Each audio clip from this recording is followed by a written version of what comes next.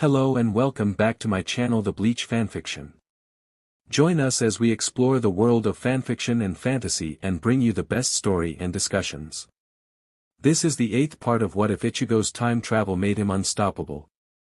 By Grimlock_Broggy.so. Give this video a like and subscribe for more videos in future, so let's get into the fanfic. Ichi and I. Are you sure you're okay with just what you ate? Yuzu, bless her soul, worriedly asked. She was holding my breakfast plate, having not yet boxed up the half of the meal that remained. I smiled encouragingly, and ruffled her hair, which she of course nuzzled into. I know it's not as much as I should be eating, but it's gonna take me some time for me to eat like I used to.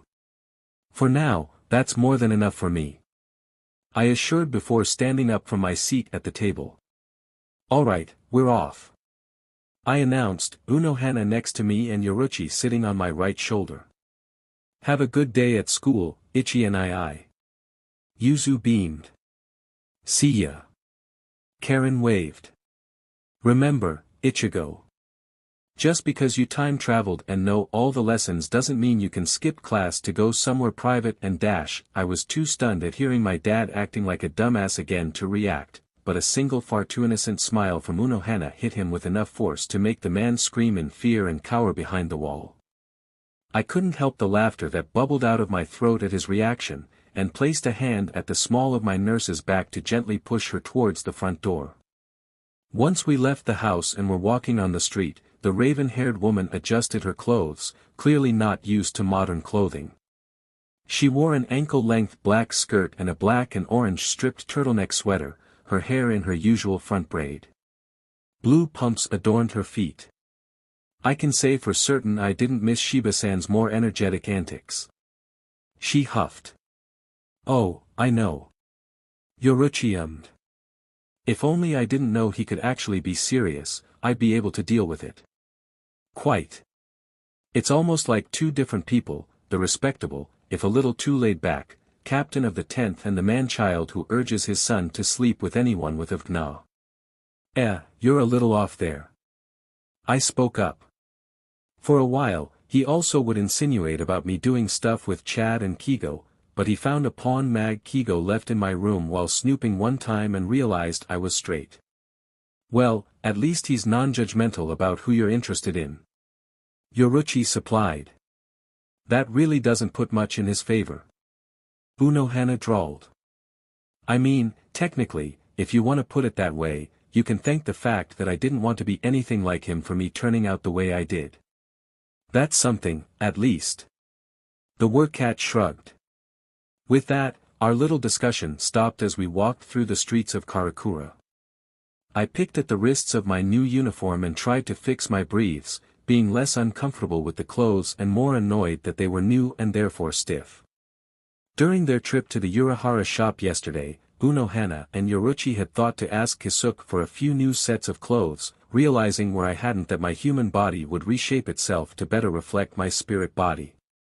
It had been entirely thanks to Unohana keeping a numbing keto active that I hadn't been groaning in pain for hours as my body shifted and scarred. When it finished and I saw that the multitude of marks from battles now littered my skin, I resigned myself to the inevitable onslaught of questions and rumors. As Kigo had pointed out to Yuri yesterday, my reputation as someone who regularly beat up gang members superseded everything else about me, and coming back to school after a month covered in scars would not help that. At the very least, it would be amusing to hear about what explanation they come up with for me being half a foot taller. As we came closer to Karakura High and lined up with the more common routes other students took, I caught the beginnings of what would probably be a massive explosion of drama and gossip. Several groups of teens in uniform huddled together around us as we caught their eye. Well, when I say we, I obviously mean I.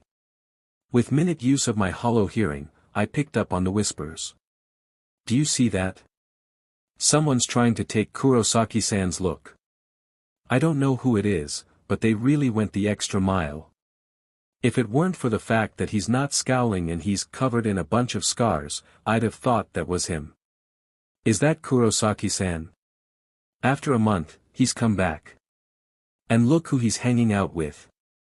Is someone trying to pretend to be Kurosaki-san? They clearly only heard about him through rumors. Kurosaki-san never had any scars.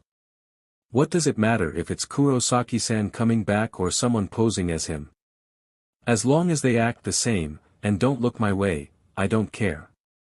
Hey, look. It's Kurosaki-san. So many scars, do you think he really got into some trouble with the Yakuza like they say? Is that what people are thinking happened to me?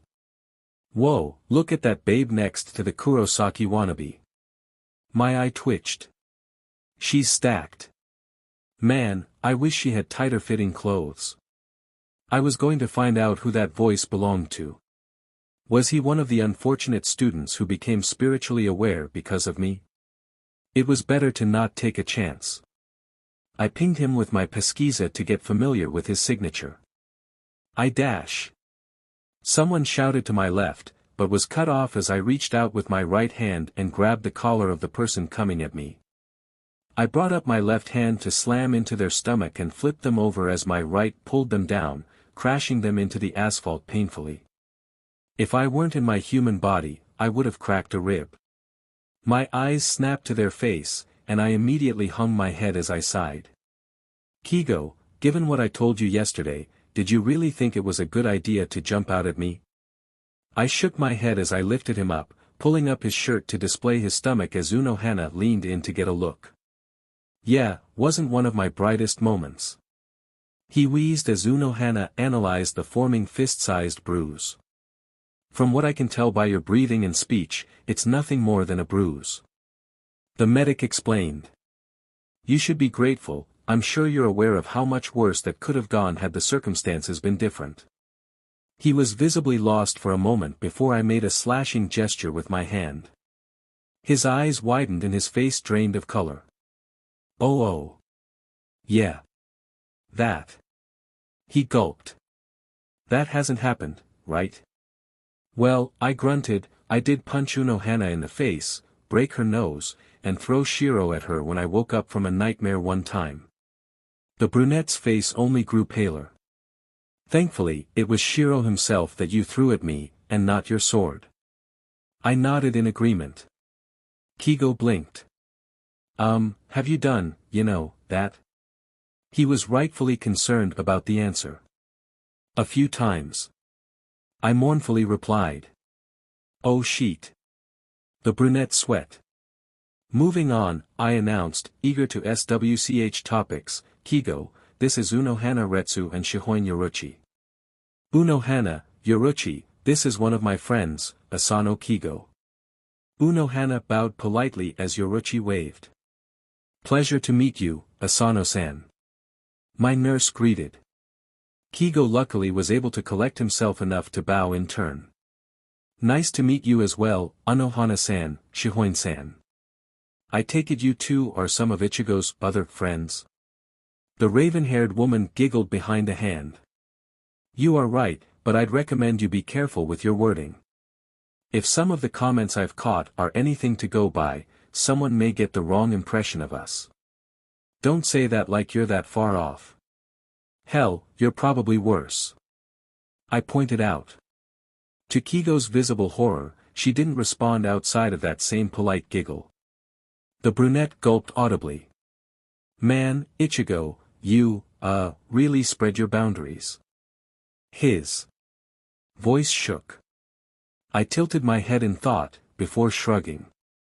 I was in denial about it when I was younger, but I like to fight. Unohana and I are very good sparring partners. It was at this point that Mizuiro fell into step to Kigo's right, tapping away at his phone as he always did. Is it weird that I find Mizuiro's texting kinda relaxing? Don't ask me, I got no clue how normal people work. I am largely unaware of how psychology works beyond what is relevant for war, but I'd assume there is nothing wrong with it. Well, my Zanpakuto wasn't the most useful for a question like that, but I would have been surprised if they were. It wasn't exactly the area of expertise for any of us. Hey Mizuiro. I instead chose to nod in hello. Hey Ichigo. He responded politely. The teen sounded in a good mood. Since they weren't with me yesterday, this is Unohana and Yoruchi. The dark-haired boy lifted his head and waved. Nice to meet ya. You two are some of Ichigo's new friends, I figure. Both women nodded. Indeed. It's a pleasure to make your acquaintance, Ms. Wiro-san. The endlessly texting boy opened his mouth to respond only for a different voice to enter my perception. Looks like you still keep your word, at least. As much as I tried, there was no hiding the full-body flinch that went through me. I ended up being the last to look ahead and spot Tatsuki a few feet in front of us, her bag hanging from her fingers over her shoulder. She walked forward until she could look me squarely in the eye, and stared for a moment. You don't seem like you're halfway through a panic attack like a few days ago, either. Is going to school really helping you that much? Well, my words fumbled uselessly through my mouth for a PRD before Shiro gave me the spiritual equivalent of a slap in the face. I mean, hearing everybody gossip about me gave me a pretty good laugh. Also, someone's already on my sheet list. I tacked on. My human friends all shared a laugh at that, and we continued on our way just like always. Yeah, seeing you with all those scars is probably making everybody think you claimed a new position as the head of the Yakuza. The martial artist snickered. I perked up at that. Yeah, I heard a couple people talking about some rumors that I was kidnapped by the Yakuza. Is that seriously what people think?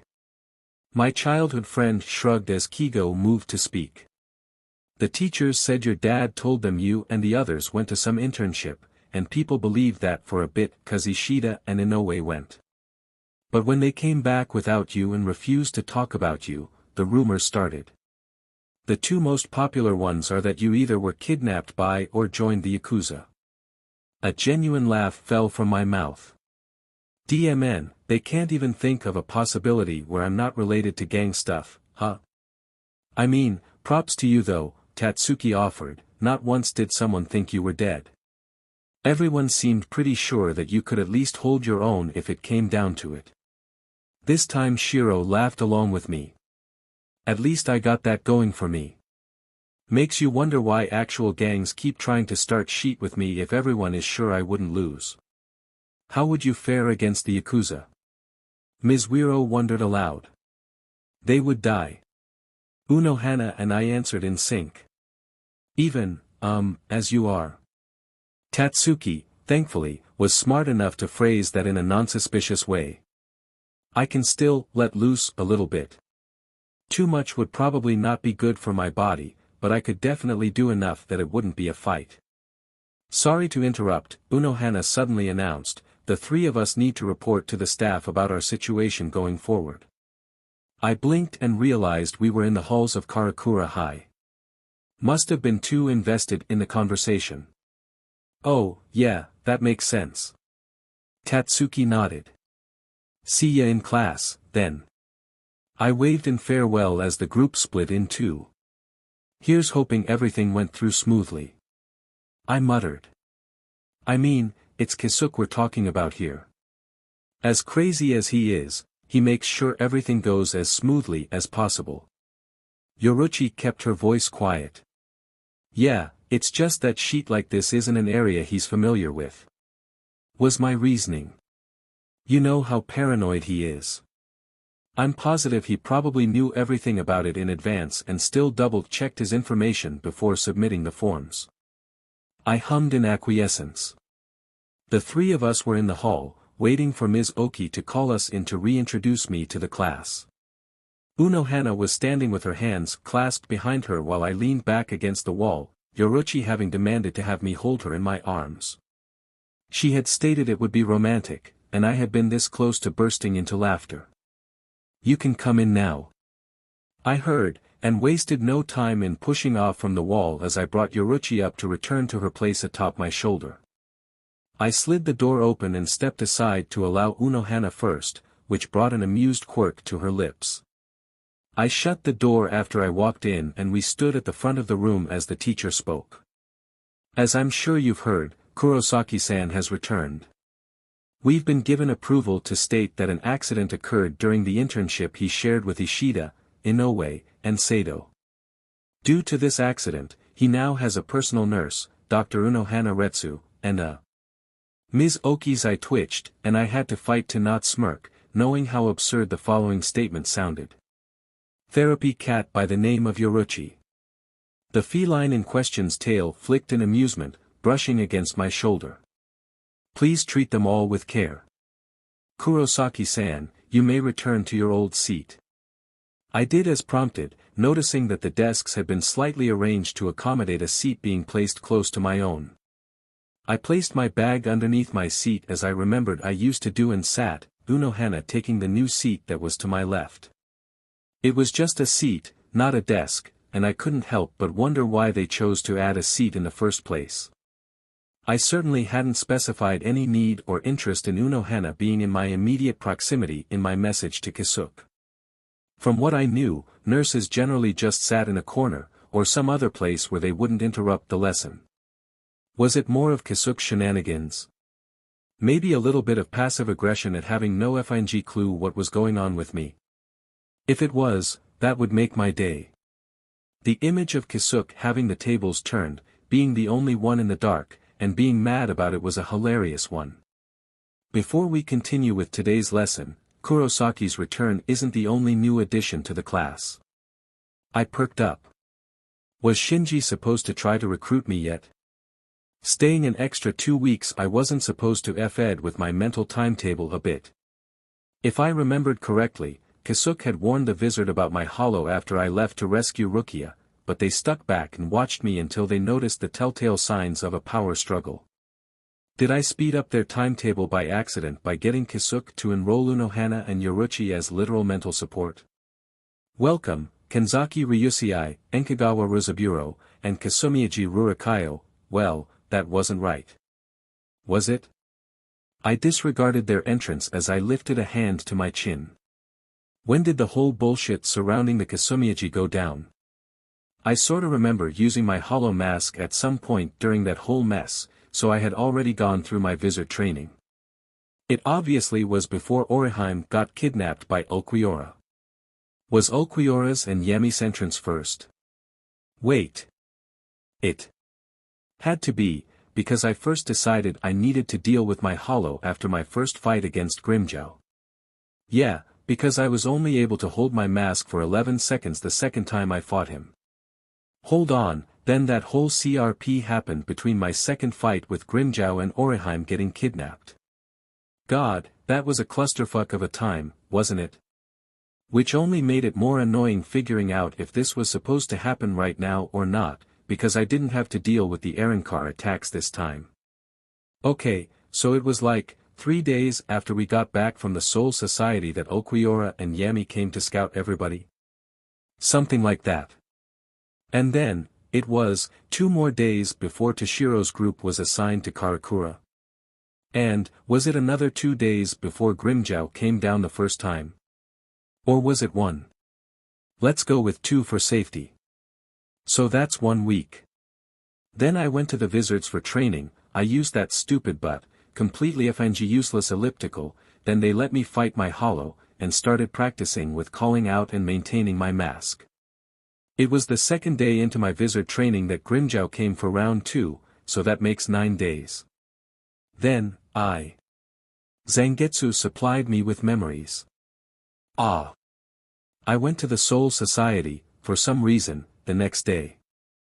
There we got attacked by the Magia guy because he didn't know I was friends with the Siriidii. Wait, Amagai. That was his name.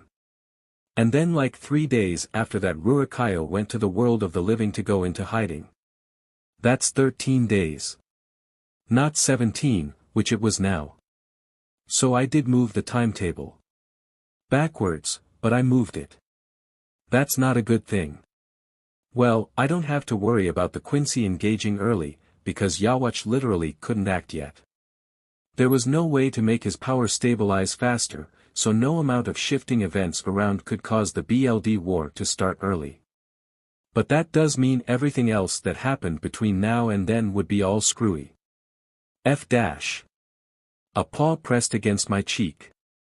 I blinked and refocused on my surroundings, finding the class staring at me.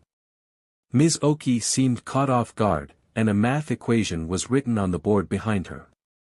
Ms. Oki was hoping you could solve the equation on the board, Ichigo. Unohana supplied. Without preamble, I read what it said. X equals 12. I stated calmly. There was a beat where I thought I saw concern on the teacher's face, before she nodded in affirmation and turned to write a new equation. Is it cheating if I just remembered what the answer was? They can't prove it. And they would sound insane if they tried. Shiro sounded smug. You know how to solve it anyway, so it's a moot point. Old man monotoned. Yoruchi slinked down from my shoulder into my lap, curling into a ball to take a nap. My left hand absent-mindedly came down to pet her as I jotted down notes in a notebook. Unfortunately for my teacher, it was wholly unrelated to classwork, as I was instead conversing with Zangetsu to remember what events unrelated to Aizen or Yhwach we had to accommodate for. It wasn't proper planning, as none of the events were of any real significant scale. Well, that was technically wrong. There were a few scuffles that would have had some serious consequences if not resolved, but most of them were relatively easy for me to deal with in my false Bankai. I'm fairly certain I might not even need to release Shirkai for some stuff, it was just that I was now aware that the timing of it might be off. A curious glance to the side displayed Unohana, whom I could tell was suppressing awe at how education in the living world has evolved. Some of the advanced classes for academy students in their final years touched on some of the stuff we were learning, but the academy mostly focused on training Shinigami to effectively do their jobs, and algebra wasn't exactly a necessity for filling out paperwork. I tapped the end of my pencil against the paper of my notebook rhythmically as I continued to discuss with Zangetsu. It was nice, especially once I managed to time it with my heartbeat. Which, of course, meant the bell wasted no time ringing.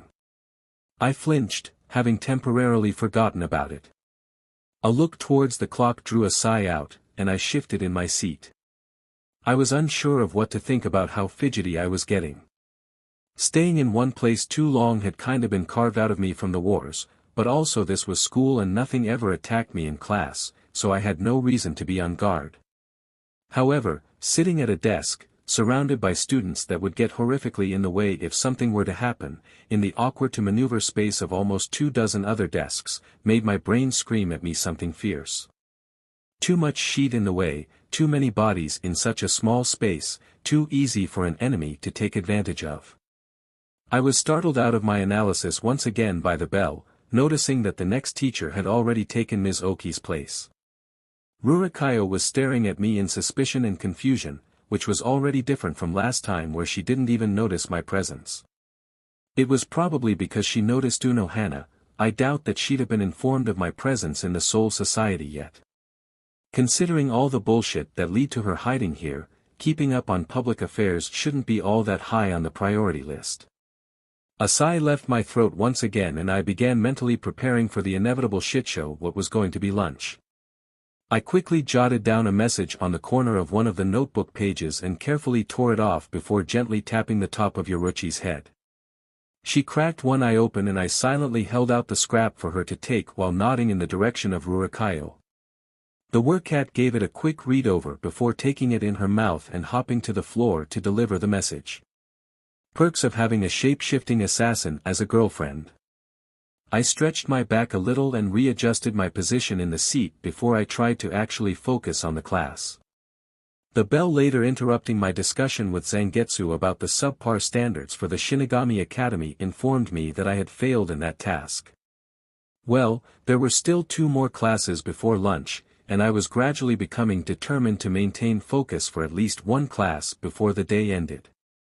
As I angrily shoved some rice into my mouth, Shiro and I were now seriously talking up strategies to pay attention to a single class. Both of us at this point set off at how easily my mind sidetracked.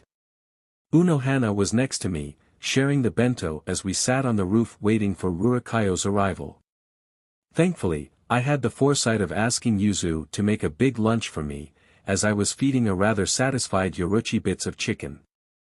Kigo, Mizuiro, Tatsuki, Oriheim, Chad, and Yuryu were all with us, the currently powerless Quincy green in the face as Orihime attempted to get him to try some of her bento. It was salmon and seaweed on sourdough with mayo, vanilla extract, and red bean paste. Even Chad had scooted back a bit when she announced it. Unohana had stared in abstract horror, and firmly refused the healer's offer. She then asked if Orihime ever suffered stomach problems, which earned her confusion from the girl in question and an otherwise unanimous no. The door swung open, Kenryu being the first to step out, followed by Rurikayo, then Enryu. The noble girl was the first one to speak. You. She pointed directly at me. Why is Unohana Taicho your entourage? She should be in the Soul Society, at her division. I stared straight back at her as I chewed on my mouthful of rice. I am exactly where I am supposed to be, Kasumiyajo-san. I recently assigned myself as the personal nurse to Kurosaki Ichigo here. The blonde narrowed her eyes. Kurosaki Ichigo, isn't he the Ryoka that invaded the Siriidii? He was, though I'm surprised you haven't heard the news beyond that. I swallowed the food. There's been some shit going down with her family recently. I doubt that anyone was dumb enough to think my shit was relevant for her situation. Both the noble and her bodyguards blinked in surprise. You are aware of the affairs that have been occurring with the Kasumiyaji clan? Kenryu was dumbfounded. I nodded. Assassins are coming to kill Rurikayo, hired by one of the clan stewards, cause he wants to be clan head, but in reality he was hired by someone with a grudge against Yamamoto to create a conflict big enough to get him close enough to try to kill the head captain. I explained before taking a piece of chicken for myself. The girl stuttered. What? Really, that's my best guess for why he did all this conspiracy CRP. He managed to talk that steward guy into helping him make these soul-devouring weapons to give himself the juice to kill Yama, but beyond that I honestly have no clue why he did the whole assassination CRP. It seems like a really obtuse action, since he didn't even do it to get Yama to lower his guard around him. He legitimately attacked him the first time they were alone in a room together. I shrugged. Not that I expected better out of him, he's really FNG stupid. Very determined, he deserves a lot of credit for that, but really FNG stupid. Rurikayo pressed her palms to her forehead. How do you even? She breathed. He's a time traveler. Tatsuki answered for me. Been through all this before. Well, Kenryu's head was steaming as he tried to wrap his head around it. If you're here to save MSTRS Rurikayo, you could have nipped all this in the bud before it started. Honestly forgot this happened. I elaborated. Enryu's face twitched. I time traveled to stop something else entirely. Hell, when Teach announced that you guys had transferred here, I ended up spending most of math class trying to remember when this sheet even happened the first time around. Turns out I somehow accidentally stalled this out by 4 days. Well, now that you've remembered, you can resolve this whole event before anything else happens. Rurikayo cheered. I fed Yoruchi another piece of chicken. Nah. Why not? Rurikayo and Kenryu screamed. There's some sheet that happens that I want to happen, and if I stop it early, then it doesn't happen. My life is at stake. You are in absolutely no trouble whatsoever as long as Yoruchi, Unohana, or I know where you are. Yoruchi and I can get to you immediately wherever you are, and Unohana can tell us if she isn't in a position to. As her bodyguard, that doesn't assure me in any way. Kenryu defended. Yoruchi liked one of her paws. Ichigo has informed us that he could fight all the captains of the Godii 13 and some out on top. I don't feel comfortable with you choosing to allow assassins to continue coming after me. You guys have already moved into the house Kisuke gave you guys, right? I asked. We have. You are my next-door neighbors. If you're that worried about it, just join us on our way back to my house, and you can watch as I set up some keto spells. I already placed protection spells. Kenryu seemed so proud. That's nice. I hummed, sipping at my juice. I was trained by 2 Keto Corps commanders. The man deflated before my eyes. The blonde puffed out her chst and firmly placed her hands on her hips. As the clan head of the Kisumiyaji clan, Rurikayo Kisumiyaji, demand that you report this situation to Head Captain Yamamoto right this instant. I took a bite out of a homemade cookie. Unlike in the original timeline, I haven't been instated as a substitute Shinigami. Even if I wasn't infamous as someone who disregards nobility and politics, you have no authority over me. Impressively, that didn't deter her for a moment. Captain Unohana dash. Under my authority, disregard any orders she gives you. Understood. That got her. All 3 of the musketeers stared in shock. What authority? Kenryu's voice shook with dread. Like I said, I haven't been instated as a substitute Shinigami. I explained. With the Central 46 still being replaced, Yamamoto currently ranks as the highest authority.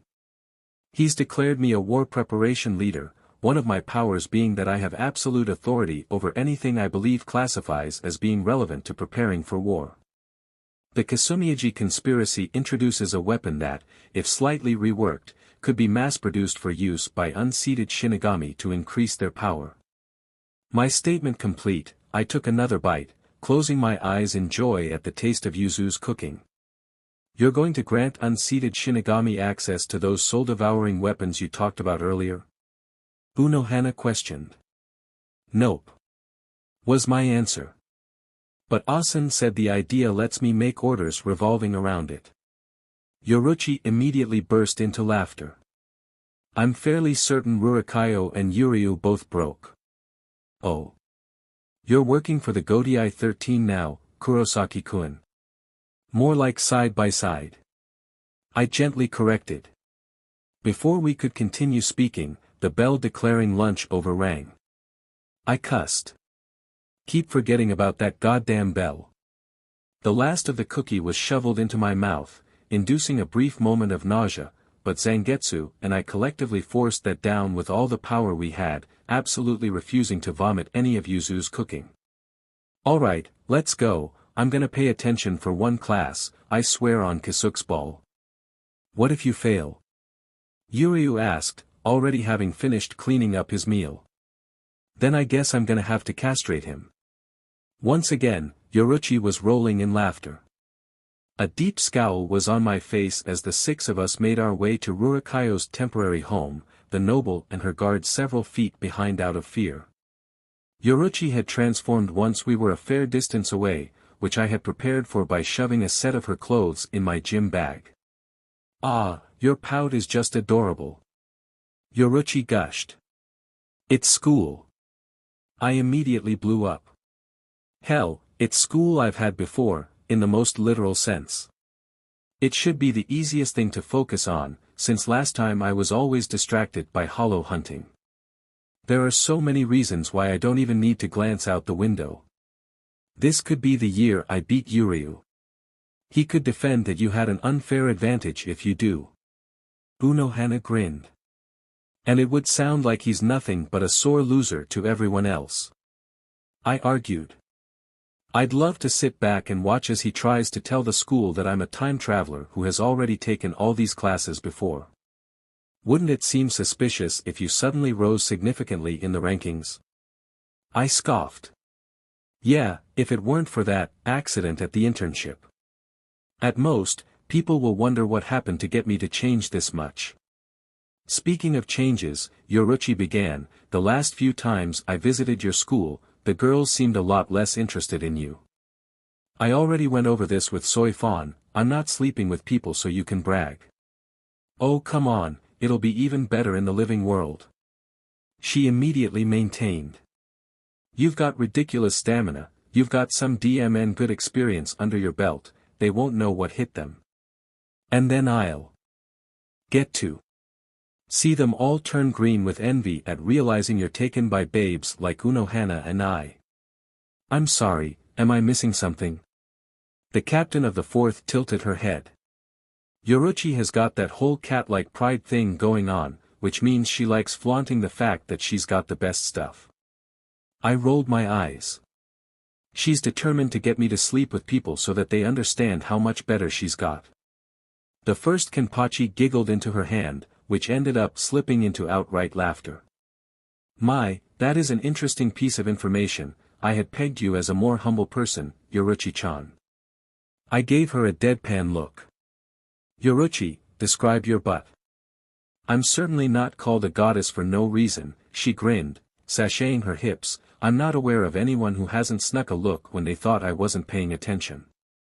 It's happening right now. I agreed. Would you look at that? We're at MSTRS Rurikayo's home. Kenryu's face was a tomato as he jumped in front of us. Unohana laughter restarted. I shook my head in amusement at the guard's antics, but nonetheless spared a quick glance around to ensure that we had no spectators. Once that was certain, I tensed up my torso and forced outward. Oh, wait, I muttered, Kisuke hasn't made me that candy that lets me separate from my human body at will yet. Everyone around me blinked in surprise at my statement, and I took that opportunity to reach into Yoruchi's vest and pull out the soul glove before slamming the palm of it into my face. It was muscle memory at this point to catch my body. I'm gonna drop my body off in my bed, be right back. I called as I backtracked to enter the front door of my house. Karen immediately looked up in curiosity, quickly freezing as still as a statue at the sight of her Shinigami brother carrying the limp form of her human brother. Hey Karen, just dropping off my body really quick then doing some Shinigami stuff next door. I shouldn't be too long. I greeted as I began on my way upstairs. Okay. As much as she tried to hide it, I could hear the happiness in her voice at being kept in the loop. After arranging my body in a comfortable position on my bed, I strolled downstairs and over to the next house over, where Kenryu seemed utterly appalled by my actions. What? My head tilted in question. I can't use stronger Kido in my body without harming it. He remained flabbergasted, but still managed to flinch at the reminder in ability level. I then turned to Unohana and Yoruchi. So, I was thinking Ryatsu, motion, and Senkaman-based detection spells extending up to a block radius, and a couple layers of physical, Kido, and gas-focused barriers on the outer walls. Anything you think I'm missing? If it were anyone else, I'd say plant a few traps, but maybe some counter Kido. So they can't keep us from interfering. Yoruchi brought up. Don't need any, remember? Her lip quirked up at the reminder. If my information on how noble assassins operate is still up to date, then we don't need anything else. Unohana. Nothing comes to mind. It would seem Ichigo is indeed well versed with Kido. I let out a bark of laughter. I think it's pretty clear that I don't need it in a fight. Hearing no further comment, I stepped forward and placed my hands against the outer wall of the building as I prepared the first spell. I was in the middle of happily being used as Yuzu's taste tester when I felt the Ryatsu and motion detection spells go off. I finished chewing the Hamburg steak and got up as I swallowed. I don't taste as much of the minced garlic. Just a little bit more and it's perfect. She fist pumped and I pat her head. One of the protection spells I put up just went off. I called out to the rest of the house. Still in my spirit form, I grabbed Zangetsu where it was resting on the coffee table, Unohana and Yoruchi climbing down the stairs before falling into step behind me. Upon leaving the door, we hopped the fence and entered the backyard of the temporary home. Without bothering to knock, I slid open the glass door and walked inside, seeing the trio eating dinner, Enryu still wearing an apron. Assassins are here, I announced. With a shriek, the blonde darted under the table, Kenryu choked on his curry, and Enryu stepped out from the table, dramatically ripping off the apron and grabbing his zanpakuto from the counter behind him. The dark-haired guard coughed once again. What direction? Should be entering the backyard before the minute's up. I heard an explosion of wood behind me. Could have sworn they sent better quality assassins. I muttered before turning around, finding a group of 4 standing at the ready just beyond the mess that the fence had been reduced to. My eyes zeroed in on the pink hair and scarred face of the only one I was interested in, completely disregarding the other 3. In his right hand was a katana with a mirror attached to the hilt, something I had been eager to see again. I could care less about the other 3, pink hair is mine. I informed Unohana and Yoruchi before striding forward, a grin growing on my face. Oi, mirror blade guy. If you wanna kill Rurikayo, you're gonna have to kill me first.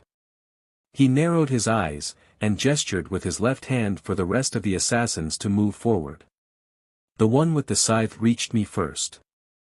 He shouted in shock when his blade sparked against my skin, then in pain when I backhanded him across the backyard. The big guy with the spear lifted it, the blade glowing with energy. I held out my hand and formed a zero, the man immediately abandoning his tactic and diving to the side. The last guy I didn't even properly look at before he dissolved into mist. Mirror blade guy adjusted his stance, clearly understanding that he was under-equipped as he was. Saiga. He called, the flash of the mirror entering my eyes. I'm pretty sure a single muscle fiber in one of my legs twitched as I continued to walk forward. His eyes immediately widened. Who are you? Don't worry about it. That successfully set him off. He raised his blade and charged at me, only to grow visibly shocked when I parried it with my hands and punched him in the gut. His feet lifted off the ground, and I grabbed the back of his shirt to keep him in place as I punched twice more before I threw him a few feet away. So I heard those Bakoto things you got get stronger when you shove Ryatsu into them. You might want to start doing that. The look in his eye showed that he really wanted to refuse out of pride, but he understood that there was no way in hell he was winning without a power-up or 15. His body glowed with Ryatsu as the assassin silently did as requested. He was probably thinking something along the lines of me being stupid or arrogant because I was letting him strengthen his weapon. Yoruchi taught me that a good assassin doesn't comment on an easy kill, they do the deed and laugh it off after. Mirror blade guy was not a good assassin. Oh, hell yeah, he went straight into that armor form. Ah, I take that back, he tried to hit me with the moon flash again. Dude. I stared at him blankly. That paralysis thing ain't gonna work on me. How did he activate the illusion, again? Broke the mirror. Thanks Shiro. Think you can summon me when we're inside? Don't know why it would be a problem. Sweet. I refocused to find mirror blade guy glaring at me something fierce. I'm sorry, were you talking? His response was an incoherent yell as he charged again, and I easily. Step 2. His right and crashed the back of my hand against the glass. It shattered instantly, the shards glistening in the light as they surrounded me. You fool. I could hear the smirk in his voice, and I instantly tuned him out as I slipped my hands into my pockets. The dome formed around me, not an ounce of care to be found between my Zanpakuto and I, Shiro sighed in wistfulness. It'll be nice seein' Mom again. He commented. It was us lettin' loose our Ryatsu that blew the dome, right? We can just chill in here with her for a bit. Indeed. Asen's gentle smile was audible. With Yoruchi and Unohana more than capable of handling the assassins, and the ability to overcome the lies of this illusion, we should be able to enjoy some time with Mother. The dome was complete, sealing me inside its walls as it darkened to a midnight void to generate the illusion. I patiently waited as the projection formed around me, beginning from the edges of the background and moving inward. I could see the buildings, all a monotonous white with tiled roofs. The sky hidden by dark clouds reminiscent of the day Mom died.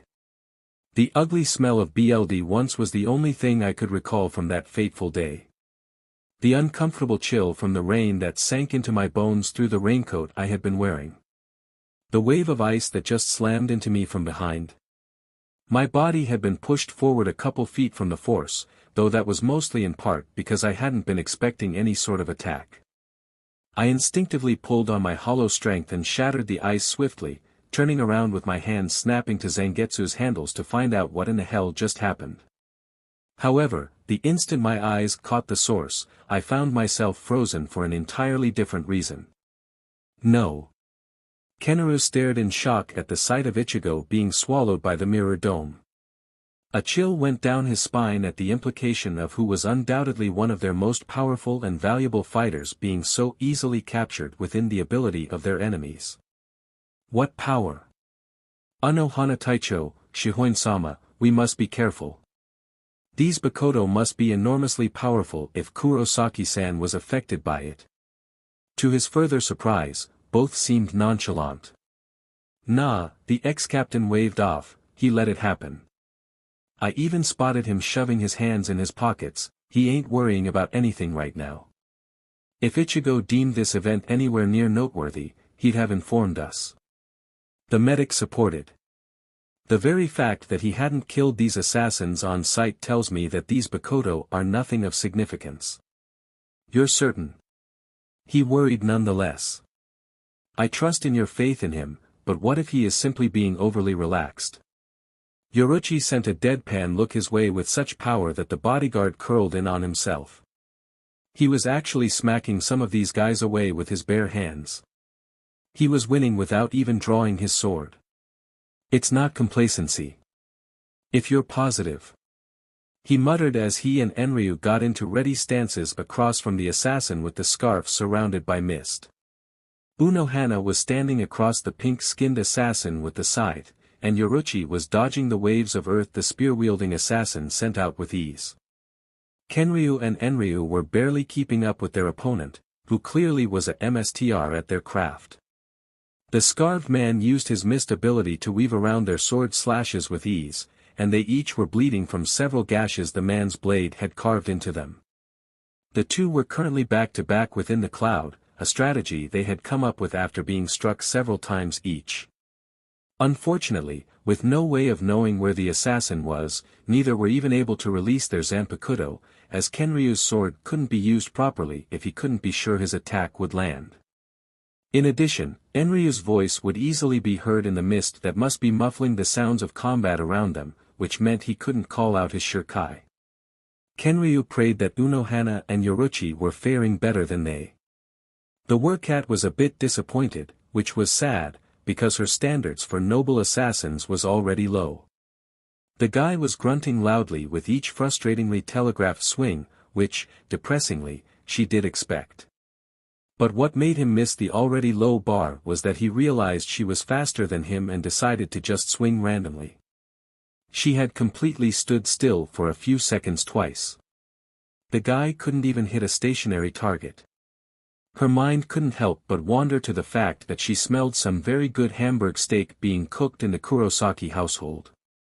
The first Kenpachi was wondering when her opponent was going to die. She had zero interest in dressing her Minazuki in the BLD of such a pathetic fighter, and had luckily remembered that the Bakoto the assassins wielded devoured their souls.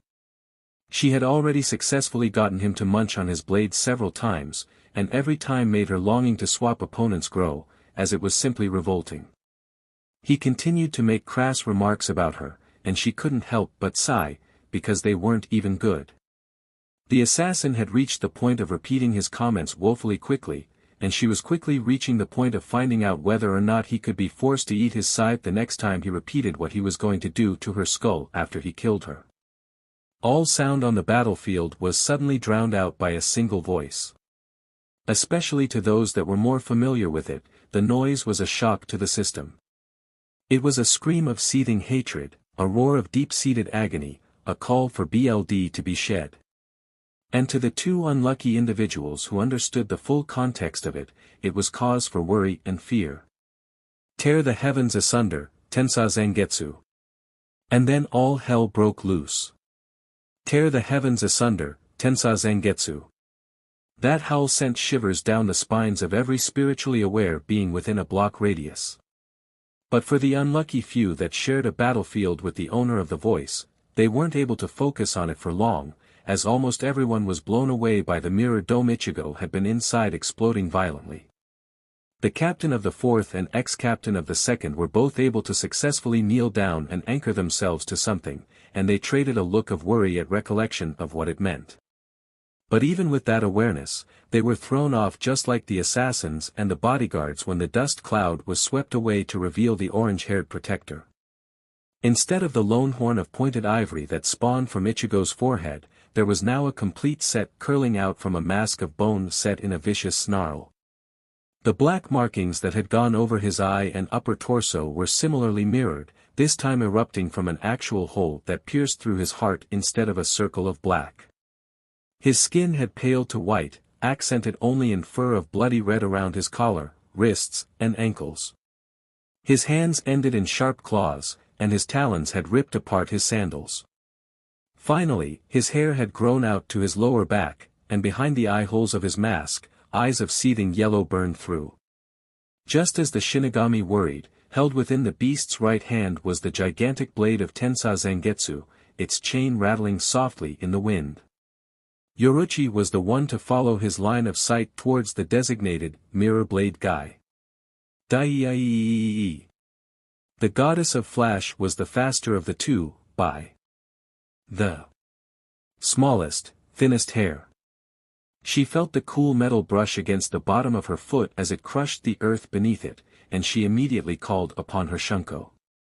She felt adrenaline flood her body in full force as she ran as fast as she possibly could, her legs crying at her instantly as she hauled the body of Ichigo's target over her shoulder. And with every step she took, with every use of Shunpa, with every mile she crossed, she felt the ground rumble with the stomps of the hollow, never more than a single step behind. Yoruichi let me kill him. What the hell did he do? He made me kill them. He made me do it again. What do you mean, he made you kill them? Kill who? I'll kill him. Ichigo howled. I'll rip his goddamn head off. No matter how sharply she darted down alleys, or under tunnels, or wove between buildings, he was a step behind.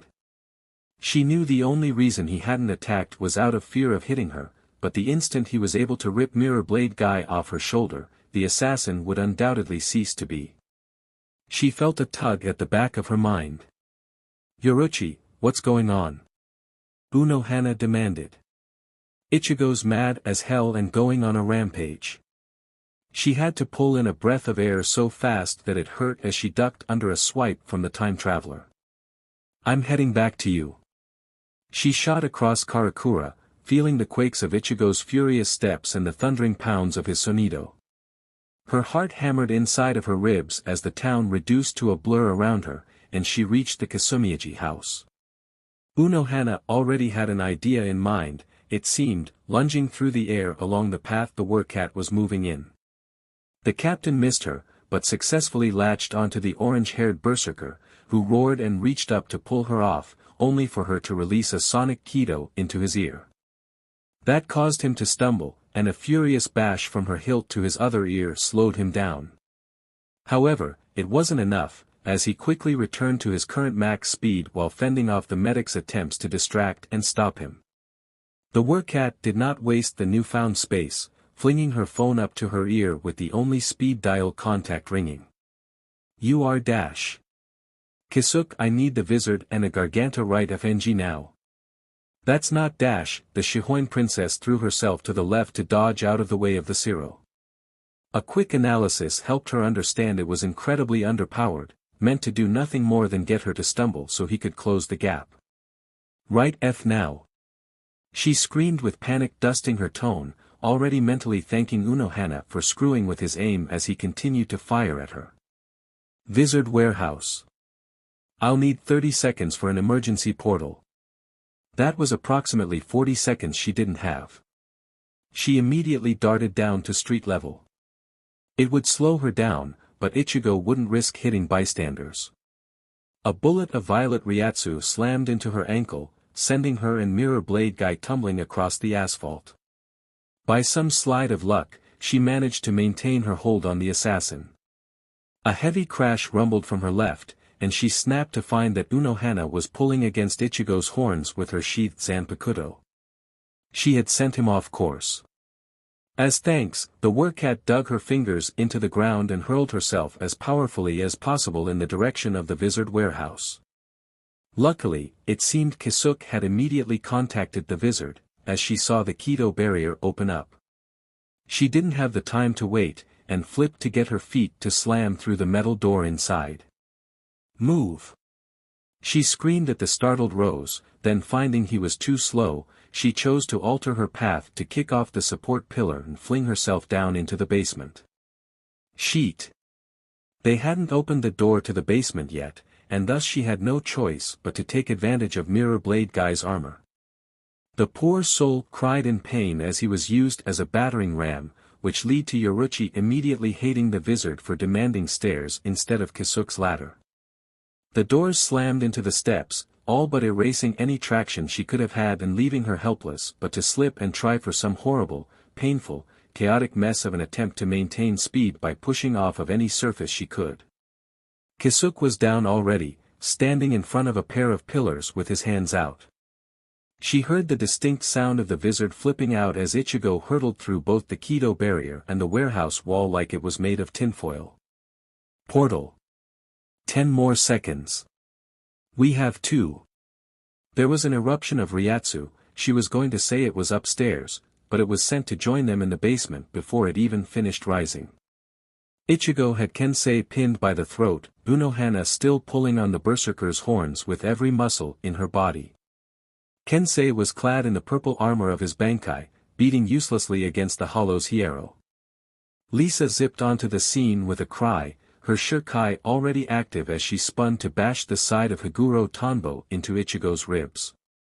He tried to swing Kensei into her, but the man caught onto his intent and wrapped his leg around Ichigo's, effectively preventing him from completing the action without breaking the ex-captain's leg. Kisuke. Go. She was off like a shot, flying through the opening void with her shunko leaving burns on the assassin's armor. A howl like a demon from hell filled the emptiness and she did everything she could to move faster, faster, faster. The end of the Garganta came after an eternity and in no time at all. She nearly had a panic attack at the recollection that it was a desert and she would have to change how she ran, but muscle memory kicked in and she was launching small mountains of dust in her wake as she sought out some sort of shelter. What the hell is up with that guy? Mirror Blade Guy shouted finally, which only caused a vein to pulse in her head. You tell me. What the hell happened in that dome you put him in? Ichigo tore through the exit, Unohana saving them once again by ripping at his horns to force him to the side. He fell on the sand, tumbling through a hill. He skipped once, but curled onto his feet, only for Kensei to rocket a fist into his face, aided by Unohana keeping him as steady as she could. He hardly even flinched, retaliating with a clawed punch to the silver-haired man's head. The man maintained his grip, BLD spilling through his lips as he spit in Ichigo's eye, who howled and dropped Tensa Zangetsu to clutch at his face. Lisa managed to come through, and whacked her Zanpakuto into his shins, only successfully sliding one foot back as he dug his talons into the sand before grabbing and beating Kensei off his back. He threw Lisa and her weapon away as he sought out Yoruchi and her charge, only to be blindsided by a blast of Kido to the head. The rest of the wizard left the Garganta, all of their masks on with Love, Rose, and Hiyori having already activated Shirkai. As soon as they locked eyes onto Ichigo, they lunged, synchronizing perfectly as they attempted to take him down and succeeded only in distracting him. Yoruchi took this time to throw Mirror Blade Guy off her shoulder and into the sands in front of her, a hill luckily mostly keeping them from sight. I'm only gonna repeat myself once, what the hell happened in that dome? Saiga's ability is to reflect moonlight. In its weaker stages, it causes temporary paralysis, but at its most powerful, it possesses the ability to trap an opponent in an illusion. Well, it was clearly not a happy one, so what type of illusion are we talking about? It's supposed to be from their memories, a time when they felt the most despair. A few minutes earlier, inside Mirror Dome. No. I couldn't help but whisper, shock and anger and dread flashing through my mind as I stared at the sight before me. Hiya, Barry Kuhn, Giselle Goel, Sternritter, Z, giggled with a mock salute. Don't you dare say that name. I snarled. But this little lady here calls you a berry all the time, doesn't she? The Quincy wondered as she draped her hands over the shoulders of the gray-skinned Rukia. Don't you touch her, you disgusting piece of sheet. I howled, my hands shaking on the hilts of Zangetsu. A little late for that, Berry-kun. I touched her a lot. Just like how I am right now.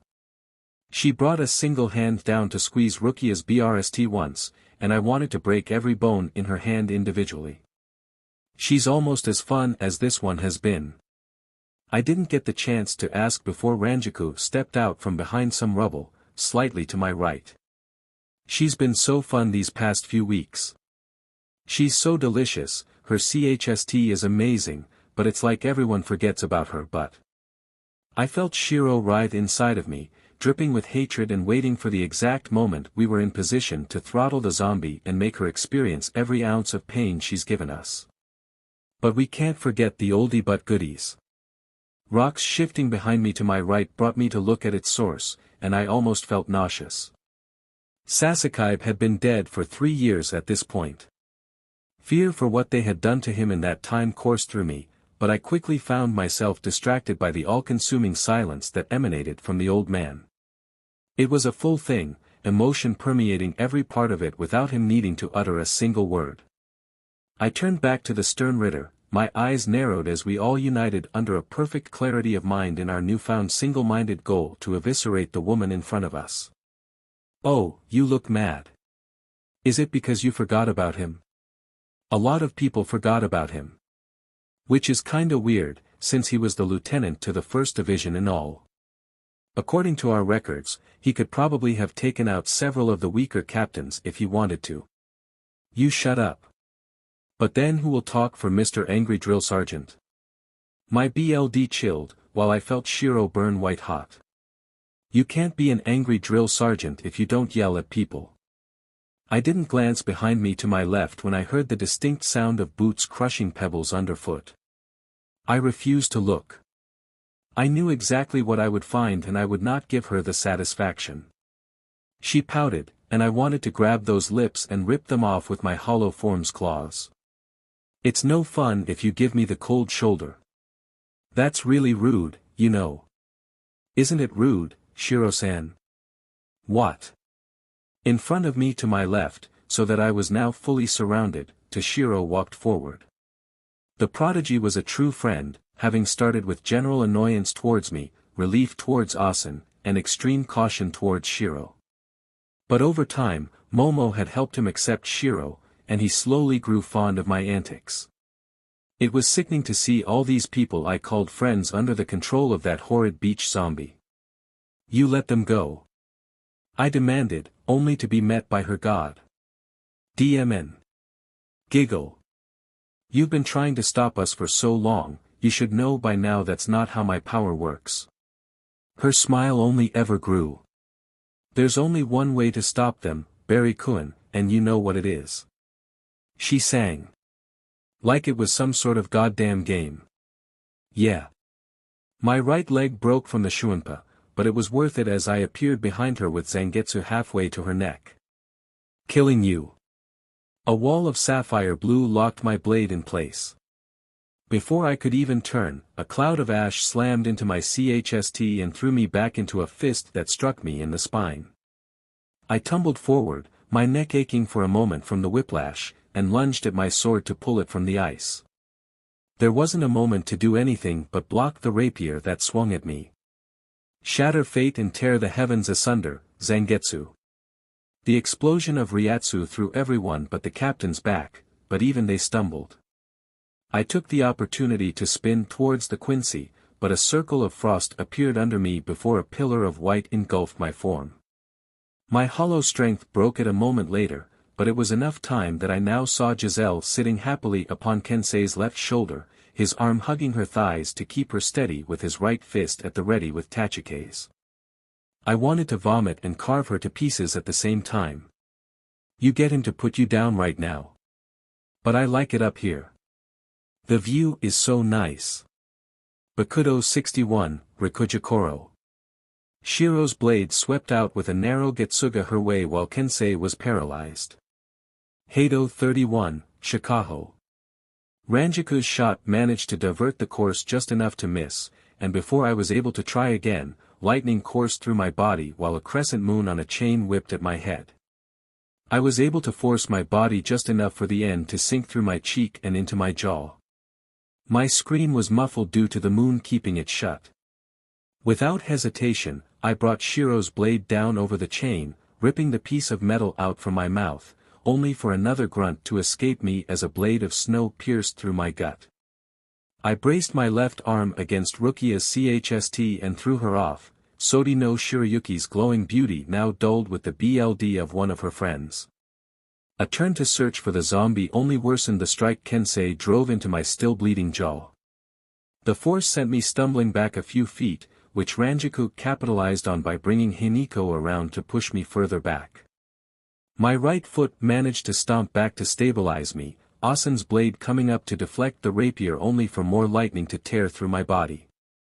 Bankai, Tekken Tachikes. Bankai, Daiguren Hyarinmaru.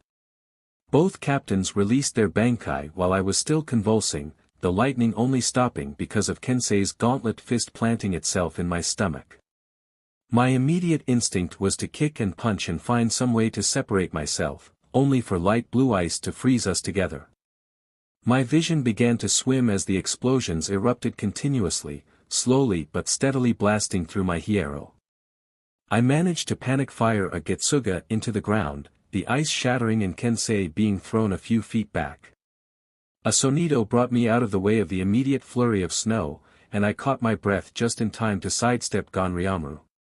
Stop hiding behind my friends, you beach. But I'm not hiding behind your friends. Her voice seemed to echo across the battlefield, I couldn't tell where its origin was.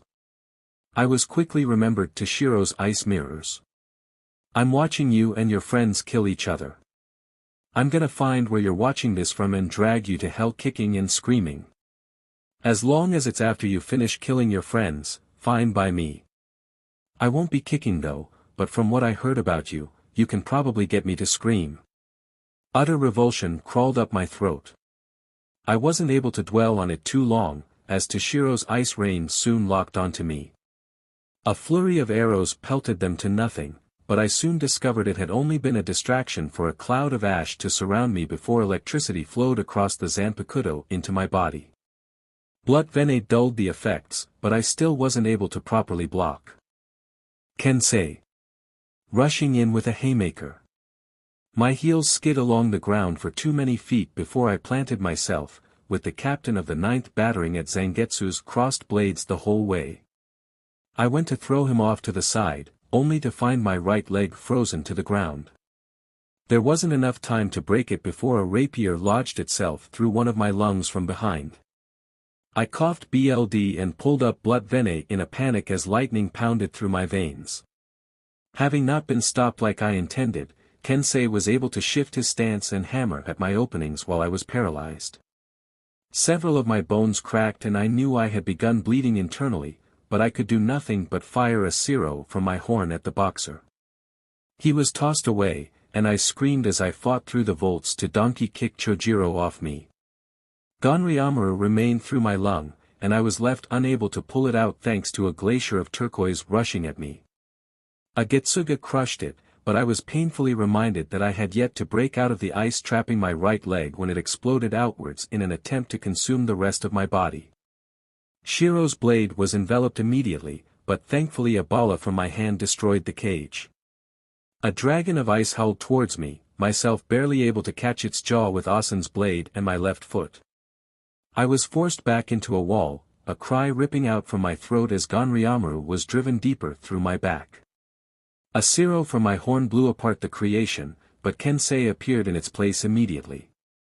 He aimed for the blade through my chst, punching at its sides to cause it to shift violently inside of me. My vision swayed, before the visor began to alternate between the weapon lodged in my ribs and potshots at my face and body. I barely was able to fling Shiro's blade up and fire a Getsuga point blank into his chst. He was whipped back as I collapsed onto my hands and knees, my regeneration working on the injuries as I struggled to breathe through a lung filled with BLD. Great job, Barry-kun. My eyes widened in horror and my head snapped up, hunting through the battleground. Kensei was already getting up, using some rubble to pull himself. A bloody gash that spread from his hip to his shoulder soaked his clothes in crimson. I didn't have the chance to even yell back at the zombie as a wave of snow dropped upon me. A zero blew the mountain I was trapped under apart, though a new weight shot onto my back before I could get my frozen body to move. A pained noise gurgled out my mouth as the rapier was pulled out from me. Before I was able to catch a breath, a lightning bolt rocked my body so fiercely I smelled my skin begin to burn.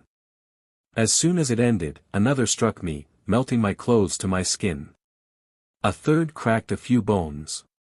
The fourth made my organs feel like they were about to explode. Pure adrenaline got me to hurl my left arm back and fire some sort of energy attack at the vice captain. I wasn't really able to think clearly enough to pick and choose. I vomited blood onto the ground as I crawled again onto my hands and knees, the wound from the rapier having healed, but my body otherwise having no way to eject the blood in my lung. My head rose to have a steel-toed boot slam into my chin. My body ragdolled across the rubble before coming to a stop against a wall. With no injuries keeping me down, I climbed to my feet relatively quickly. In front of me, Kensei was ignoring the wound in his chst, and Chojiro was standing with 3 helic fields speared through his upper torso. Rukia, Toshiro, and Ranjaku were closing in, their weapons all at the ready. "Please, stop," I begged. A sadistic giggle bounced off the walls. Now, Barry-kun, you know that just makes me wetter." The zombie purred before my friends all lunged at me simultaneously. I prioritized, blocking Hyarinmaru and Sodi no Shirayuki while leaning out of the way of Kensei's fist. Chojiro had to run behind me to get an angle, and Hiniko swirled atop my skin, unable to pierce my hiero. I swiped Toshiro's blade outward, ducking under another punch from Kensei as I turned back to snap a bala into Chojiro's chst. The bullet of Ryatsu crushed one of the arrows sticking through him, and he was sent through a wall. Bakudo 4, Heinawa.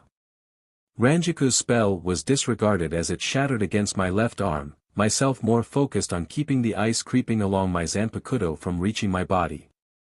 I shoved my foot into Rukia, launching her back, before I howled as I beat the side of Shiro's blade into Kensei. He unfortunately only stumbled back, before he hunched forward and sent a series of quick jabs at me. Asen's blade was sufficient for knocking them aside as I brought my right blade around to get him to retreat, but he only bobbed under it. I brought the blade downwards, but he shifted to the right and wrapped his arm around it, gripping the top of the hilt to lock it in place. He then immediately readied his left arm, suching straight into beating me now that he was so close. I shifted to dodge out of the first strike, only for my focus to be shattered by Turquoise racing up my back. Kensei's fist met my face, breaking the ice for me. He pulled me back by my Zanpakudo before I could get too far, striking me again, this time following through and driving me into the ground with the rapidly increasing force. My horn broke from how heavily I was slammed into the stone. A scream ripped out my throat as the explosions rocked from the side of my head, spots sparking in my vision as my brain rattled inside of my skull. Sheer survival instinct whipped my left arm around, striking something I couldn't even know, but it was enough to get Kensei's attack to stop. I felt him let go of Zangetsu, and I rolled to attempt to stand only to receive a blast of pearl that trapped me under a dome. I ripped a Getsuga out from my left blade, the wave of black arcing across the ground in the direction of the ice attack. Experience taught me to search the battlefield for the next attack, only for my eyes to freeze at the sight of what happened to Kensei. His left arm had been cut off just below the shoulder, blood pouring from the open wound as he stumbled around. His right hand was clutching uselessly against his neck, a veritable waterfall of blood spilling down his chst and between his fingers from the slanted cut that went halfway through his throat. "No!" I cried. "Yes!" The stern Ritter cheered. I ran to attempt to heal him, only for ice to trap my feet. Lightning then coursed through my body, my hands and feet growing numb from the repeated blasts. I was helpless to watch as Toshiro came flying around to impale me through the stomach, and I coughed blood into his face after he generated a spike ball of ice inside of me. My forehead met his, causing him to stumble back in a daze, significantly less durable than Kensei. Bakudo 61, Rikujikoro. The captain was instantly struck by the beams of light, and I broke out of the ice encasing my feet as I bashed the end of Shiro's blade against the ice in my stomach, it breaking apart enough for my regeneration to push the shards out of the way. My rush towards Kensei, who was on his knees at this point, continued. Another bolt of lightning brought that to a hold, my body seizing. Tears formed at the corners of my eyes as I watched the wizard fall forward, his body limp. My mouth opened in a cry I couldn't hear as I forced through the electricity to tear a Getsuga out in the direction of Chojiro. I realized my mistake the moment the attack left. My blade, the tidal wave of ebony, undoubtedly enough to kill a captain-class fighter like the lieutenant of the 1st Division. An incoherent shout ripped at the inside of my throat as I tried to outrun the blast and rescue Yamamoto's most loyal partner. His Ryatsu signature was snuffed out before I could get anywhere near close enough. I stood frozen in place after the fact, more than long enough for glaciers of white and blue to meet with me in the middle. For a long moment, I didn't even bother breaking out, the cold seeping into my bones. I remained within, as it settled into my mind that I had killed 2 of my friends. My eyes closed tightly, as I fought against the pain and the hatred and the urge to beg the Sternritter to revive them. A flare of Ryatsu blasted the glaciers apart and re-entered me to the fight the instant I had cleared my mind even the slightest, refusing to give myself the chance to backtrack. Toshiro came at me first, doing everything he could to freeze my blade in place every time we clashed. He was still in his incomplete Bankai, so it was more than easy enough to just let the ice coat Asen's blade until I could break it against his head. A blast of snow came in from my left side while my arm was still outstretched, thick enough that I couldn't just force it apart. The prodigy captain swiped upwards, an arc of ice following along the ground before it exploded outward once it was close enough to me. A spike of ice speared through my stomach, breaking through the shell Rukia had created atop my back. Bankai, as soon as I heard Rukia speak, absolute panic flooded my mind. Both of Zangetsu's blades exploded with Ryatsu, the storm of black, red, and blue already mixing and practically disintegrating the ice covering me. Haka no dash. Getsuga Jujisho. The hurricane of energy was made in an attempt to cancel out the flash freeze of Rukia's Bankai. It did more. I fell to my knees, hearing the faint clatter of my sword slipping from my hands. Ah, man. The Sternritter whined. Ranjaku-chan and Shiro-san aren't enough on their own. You can stop them way too easily. Ice cracked. My eyes widened, and I pulled my hollow hearing up to maximum. Ranjaku-chan can't even hurt you, and Shiro-san would get overwhelmed by you immediately if there wasn't a distraction. Well, I could have Ranjaku-chan flash you, but I think that would only distract me, hehe. Found her. Zangetsu was back in my hands, Shiro's blade being flipped around as I twisted on the ball of my feet. As soon as I was at the right angle, I sent the hollow blade flying through the air with all the strength I could scrounge up, wind whipping at my clothes. It was on a direct path towards the zombie, moving far too fast for her to step out of the way. Which meant of course, she had already prepared by having Toshiro close enough to step into the way. He had been mostly sideways when he was struck, the blade stabbing through his right bicep and sinking through until the hilt was halfway through his arm. His left arm had been at an angle that it was undamaged, but the blade had pierced through his torso, cutting through both of his lungs and most likely cleanly severing his heart in two based on the width of my Zanpakuto. I choked at the sight, my legs locking up from the shock. Silly Barry-kun. I told you that I'm just here to watch you kill your friends. Too well, one of them now is still alive. That means the show isn't over. Why dash, my throat was tight and strong to speak through. You can't make me kill Ranjaku. I stated. You said it yourself, she can't hurt me. A strong enough Bakudo and she won't be able to free herself. You're right. To be honest, I figured she would die first. Kinda awkward that she's the last one alive. With my limbs numb from the electricity, it took me too long to notice. That's why I came up with a new idea. Ranjaku stepped forward from my immediate left, her hands wrapped around my wrist. I was too stunned to react as she pulled my Quincy blade into her chest, right where her heart was, before collapsing. I couldn't do anything but follow her body drop to the floor, the action having wrenched the sword from my hand and leaving it inside of her chest. Yay! The stern Ritter cheered. Her footsteps hopped closer in excitement, but I was unable to shift my gaze. That was so much fun. You look so sad, I want to make you hurt more. But I don't have any other of your friends for you to kill, so I don't know what to do. She snapped her fingers in some sort of revelation. Oh, wait. I'm so silly, I forgot, I can just zombify them again and make you kill them all a second time. Searing, white-hot rage erupted inside of me, every atom in my body screaming to end the life of the woman in front of me as I lunged, my hand successfully closing around her neck as my Ryatsu surged. Tear the heavens asunder, Tensa Zangetsu. Current, Hueco Mundo. Uno Hana, I just talked to Mirror Blade Guy. Apparently, Ichigo was exposed to an illusion while in that mirror dome. It showed him a memory of his, one in which he was in despair. The first Kenpachi growled as she grappled the hollowified time traveler, trying to trap one of his arms. Excuse my rudeness, but that doesn't exactly narrow it down.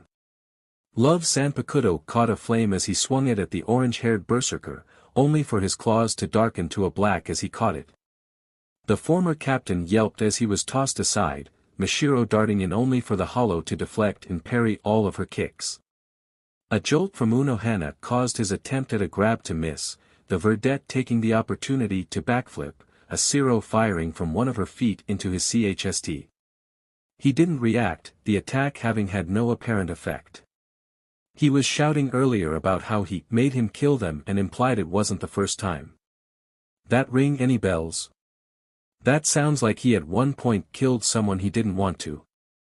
Perhaps a dash, her eyes widened. Friend.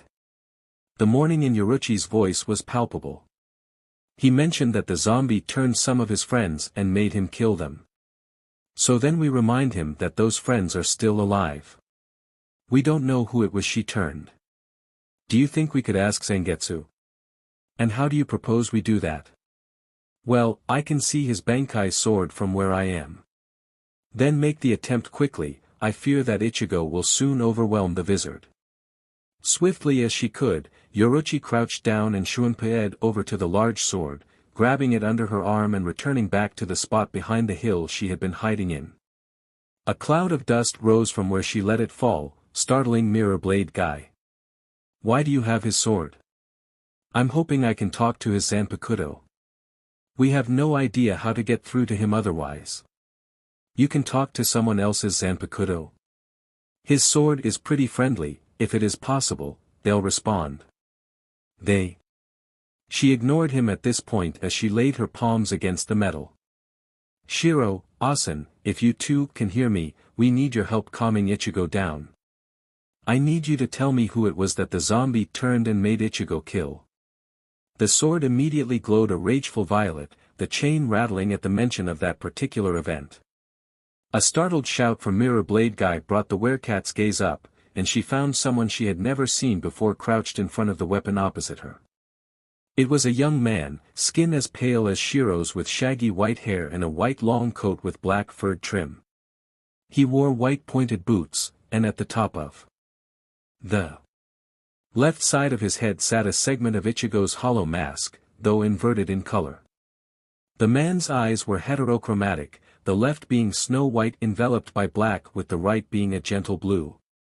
Greetings, Yoruchi. It has been a long while since the last time I've seen you. The man announced. You can call me Tensa. The chocolate-skinned beauty blinked. I'll process you later. Right now we're kind of in a situation. The Zanpakuto spirit nodded. Yes, Ichigo's rampage. What exactly is your plan? Remind him that whoever it was that he killed in that illusion is alive again. Please tell me one of the people that Sternritter zombified is easily accessible. The man nodded once more. That might work. Luckily, one of the ones the zombie used to attack us is currently punching Ichigo in the face. The werewolf stilled for a moment before lifting her head to catch sight of the time traveler. With his right arm wrapped around the berserker's throat and his left furiously beating against the bone of Ichigo's mask, Kensei's face was twisted in panic and determination. I'll take it. Thanks. You are welcome. Unohana, Kensei was one of the zombies. She announced through the Kido that had yet to be cancelled. Muguruma-san, I need you to do something friendly to Ichigo. You need me to do what? The man's voice was layered from the effect of having called upon his mask. Shinji's eyes popped out in shock. That thing is the guy Kisuke told us about. We can discuss the logistics later, but our best option for calming him down is if Muguruma-san acts friendly with him. How does that track? Love shouted. We can discuss this later. Fine. The silver-haired man screamed. What the hell do you expect me to do then? You want me to split a beer with a goddamn hollow? What do you do with friends? How am I supposed to answer that? I hang out with them, watch a movie or some shit. Maybe try giving it a hug. Lisa offered. Yeah, sure, that will calm him down. It won't hurt to try. Yoruchi shouted. The man growled incoherently, before his mask glowed and dissipated. I swear, if I die, I'll come back to kill all of you. Rose's Zanpakuto wrapped around the wrist of Ichigo's right arm, which Unohana had been trying to hold back. Love quickly dashed around to grab along and the three worked together to prevent the berserker from pulling forward his arm. In the same manner, Hachi summoned forth several chains of Kido that latched onto the hollow's left arm in over a dozen places, connecting to the ground. As soon as the chains appeared, Ichigo brought his arm forward, over half a dozen chains snapping immediately. Hiyori and Mashiro lunged at the broken chains, doing their best in assisting to hold back the time traveler. Once he was as secured as they could get him, Kensei hopped over Ichigo's head from his position atop the man's back and wrapped his arms around the horned beast's chest. Calm down, you piece of shit. The boxer screamed. I think this is the dumbest plan we've ever come up with, but I'll be damned if I do this for no reason. The pale-skinned man continued to growl and snarl as he fought against the group trying to keep him from moving.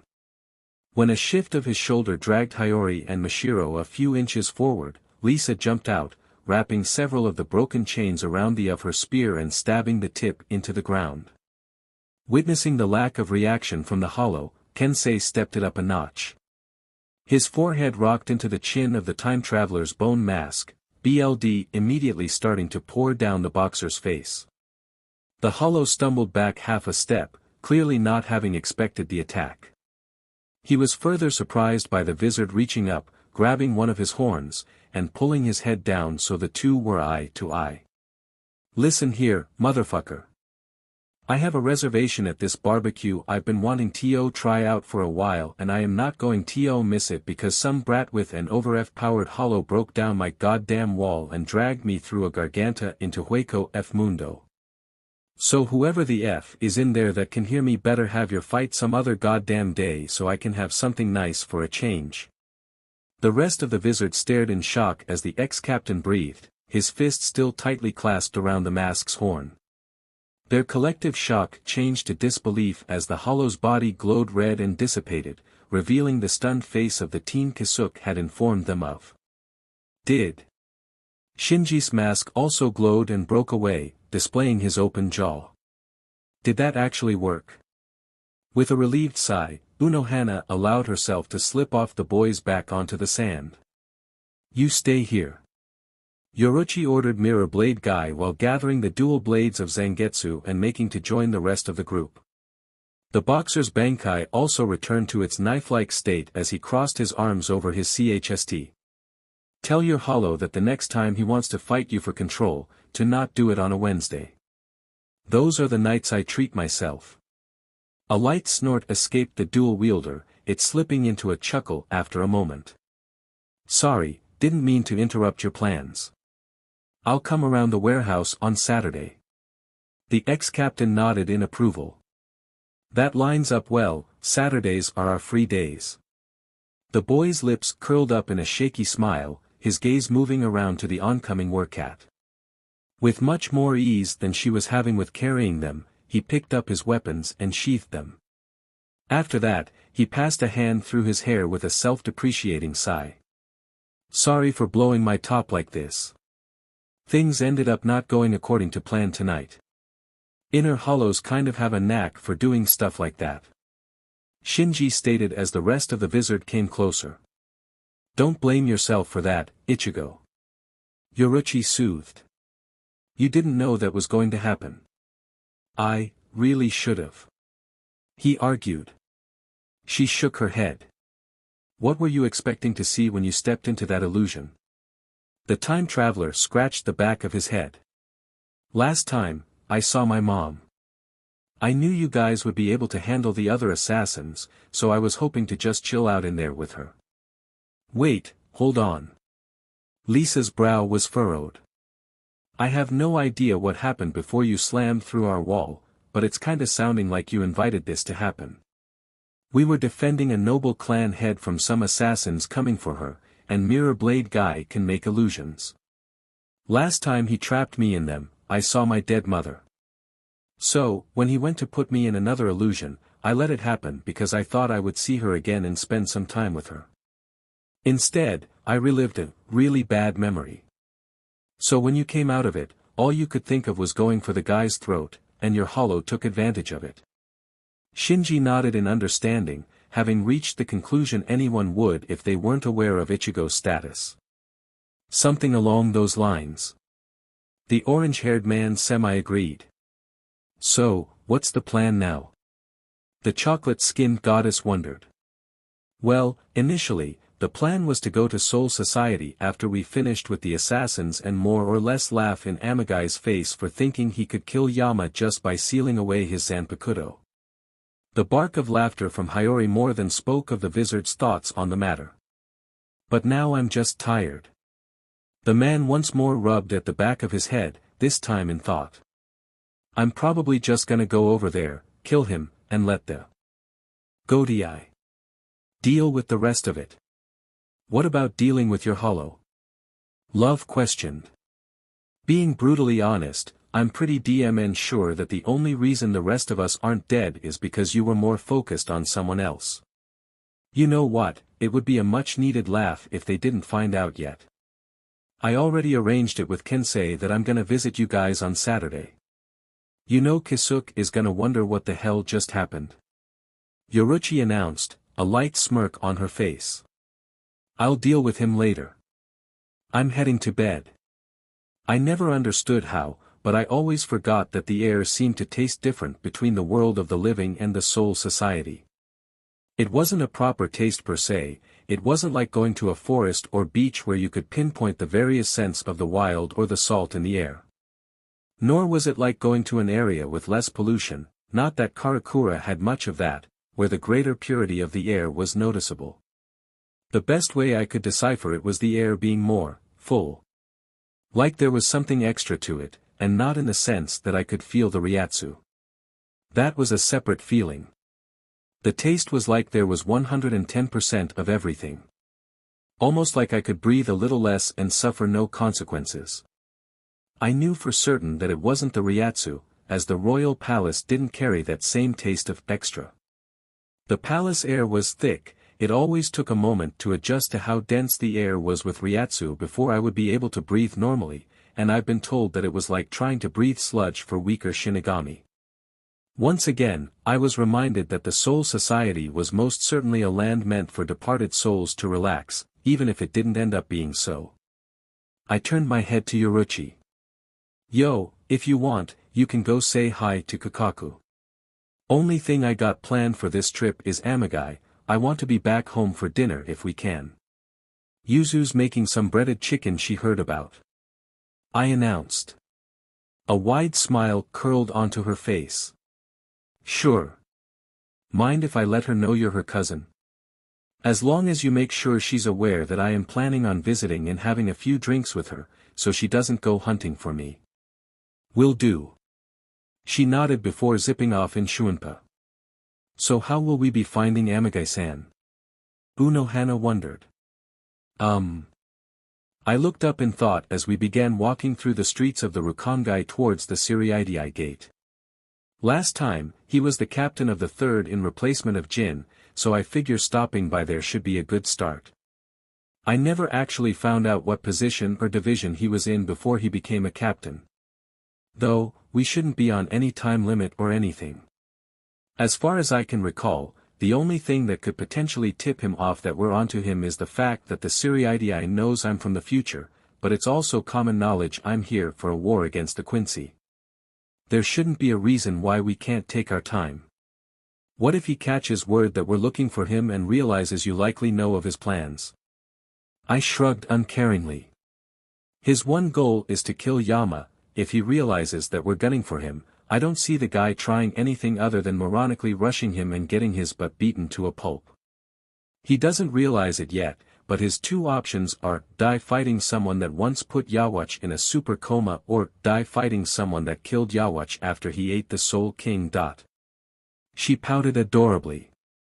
Not even considering me as an option for his demise, how rude. He's over-reliant on his Zanpakuto's abilities and the gimmicks of the Bakoto. I monotoned. I see.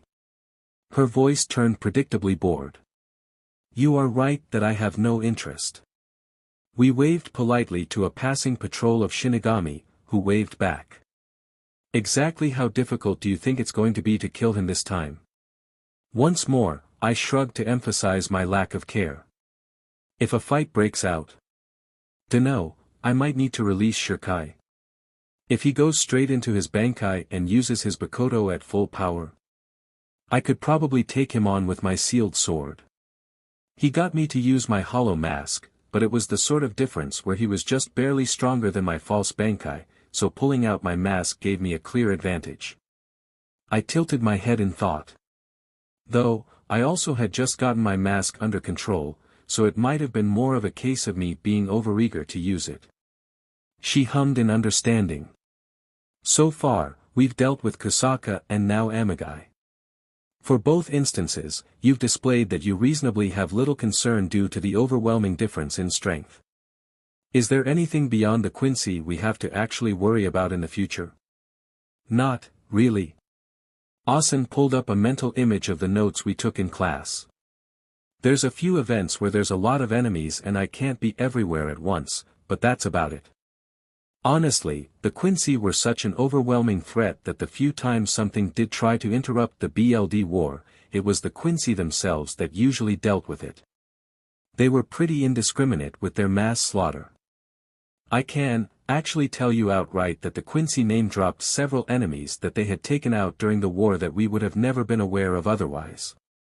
It was one of the very rare moments of levity, that they would try to say, hey, we just took out these guys, bet you didn't know we knew about them, and we would just kinda stare and tell them that we didn't know about them.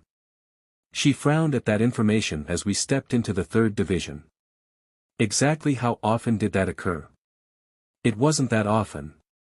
It happened enough times that they weren't really memorable, though that's probably aided by the fact that I still don't actually know who it was they took out. I do know that Oriheim and Chad recognized some Jinjo guy. They weren't that hung up about it, so I figured he wasn't all that close to them. We came up to Jin's office, and I knocked in greeting before sliding the door open. Inside, Jin and Izuru were sitting at their respective desks, both scribbling away at paperwork. Hiya, Ichigo-chan, Anohana-chan. Jin waved. To what do I owe the pleasure? Any timey-wimey shenanigans involving my squad you're fixin' up today? Kinda. I accidentally messed it up a little bit. I began. So, there's this guy that was supposed to be your replacement since you originally left with Aizen. Obviously, since you're still captain of the 3rd, that can't happen, so we're trying to figure out where he is now. The snake's head tilted in interest. Got a name? Yeah, Amagai. Asen reminded me of his name. Shusuk. The silver-haired man brought his hand up to cradle his chin as he hummed in thought. Sounds familiar. I think he was on the list of potential captains that were being examined yesterday. I'm still on probation, so they showed it to me, but didn't let me join. I know that someone got approved to be a captain, but I don't know who and I don't know which division. So that should narrow it down to either the 5th or the 9th divisions. Thanks, Jin. I smiled. What ya gonna do with the guy when you find him? He asked as we turned to leave. Kill him. I announced over my shoulder. We shut the door as he burst in laughter. I knew there was a reason I liked you, kid. It didn't take much time at all before we reached the 5th division, and even less to find Momo training a group of unseated officers. Shiro was lounging around next to where the officers kept their swords.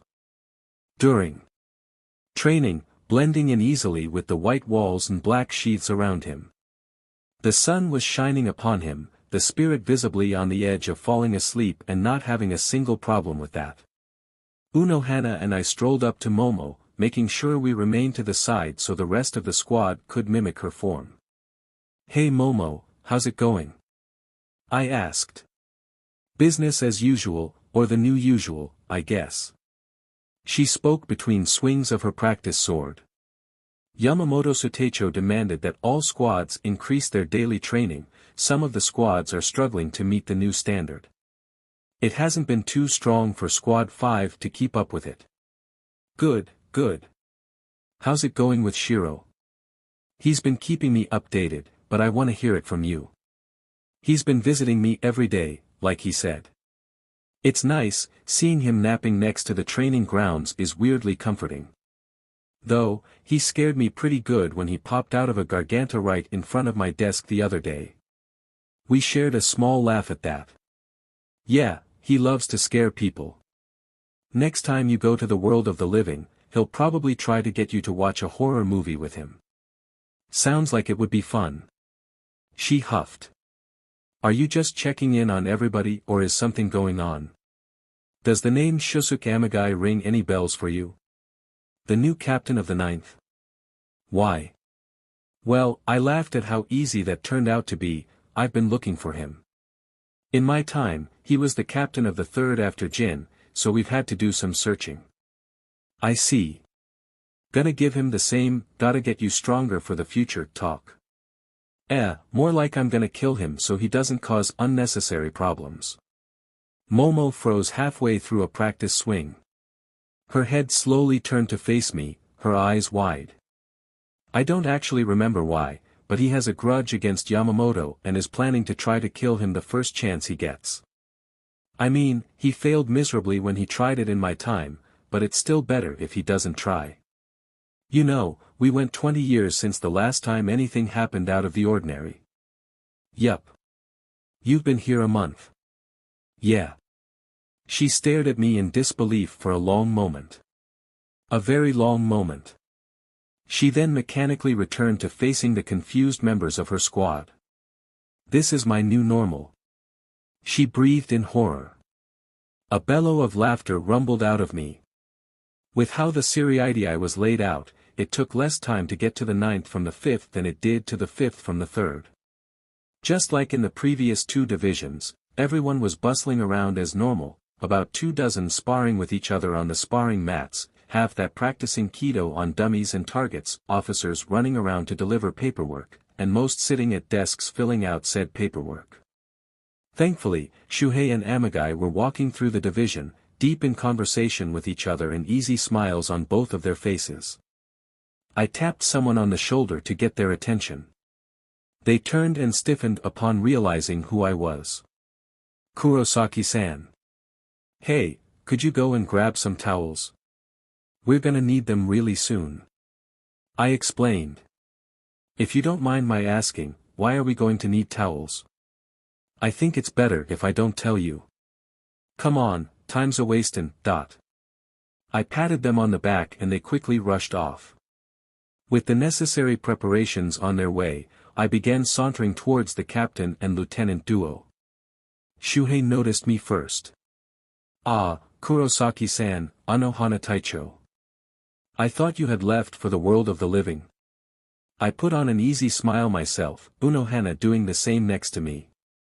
"We did, actually.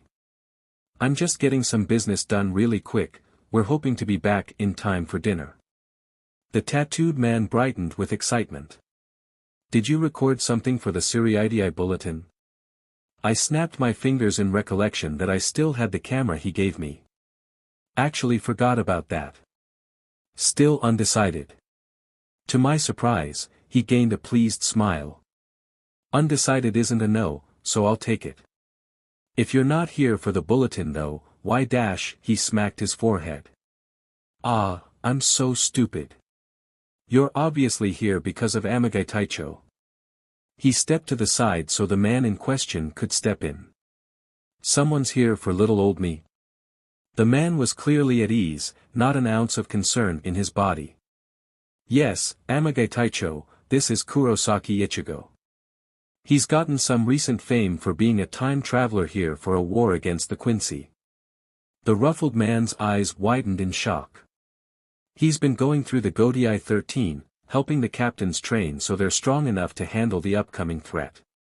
A wide smile grew on the Bakoto wielder's face. I was pretty sure he was thinking that I was gonna make him stronger and he would be better equipped to take on Yamamoto. Well, isn't that interesting? Whatever you want me to do, I'll do it. I promise, no matter what it is, you'll have no complaints from me." "Great to hear. Don't worry, your training is nice and simple." I rested my left hand against the hilt of Zangetsu. Only Unohana noticed. "Should be easy to follow, then." The man chuckled. "What's the plan?" "Die." He didn't get the chance to react before I had pulled Zangetsu out in a reverse grip and swiped the blade through his neck, his head sliding off his body. There were several screams. Shuhei stared, no discernible emotions on his face as his eyes remained stuck on the body that flopped to the floor. I patted the man's shoulder in sympathy. "Yeah, so Amagai actually had a grudge against Yamamoto. The whole reason he became a Shinigami and ascended to captain was to try to kill him.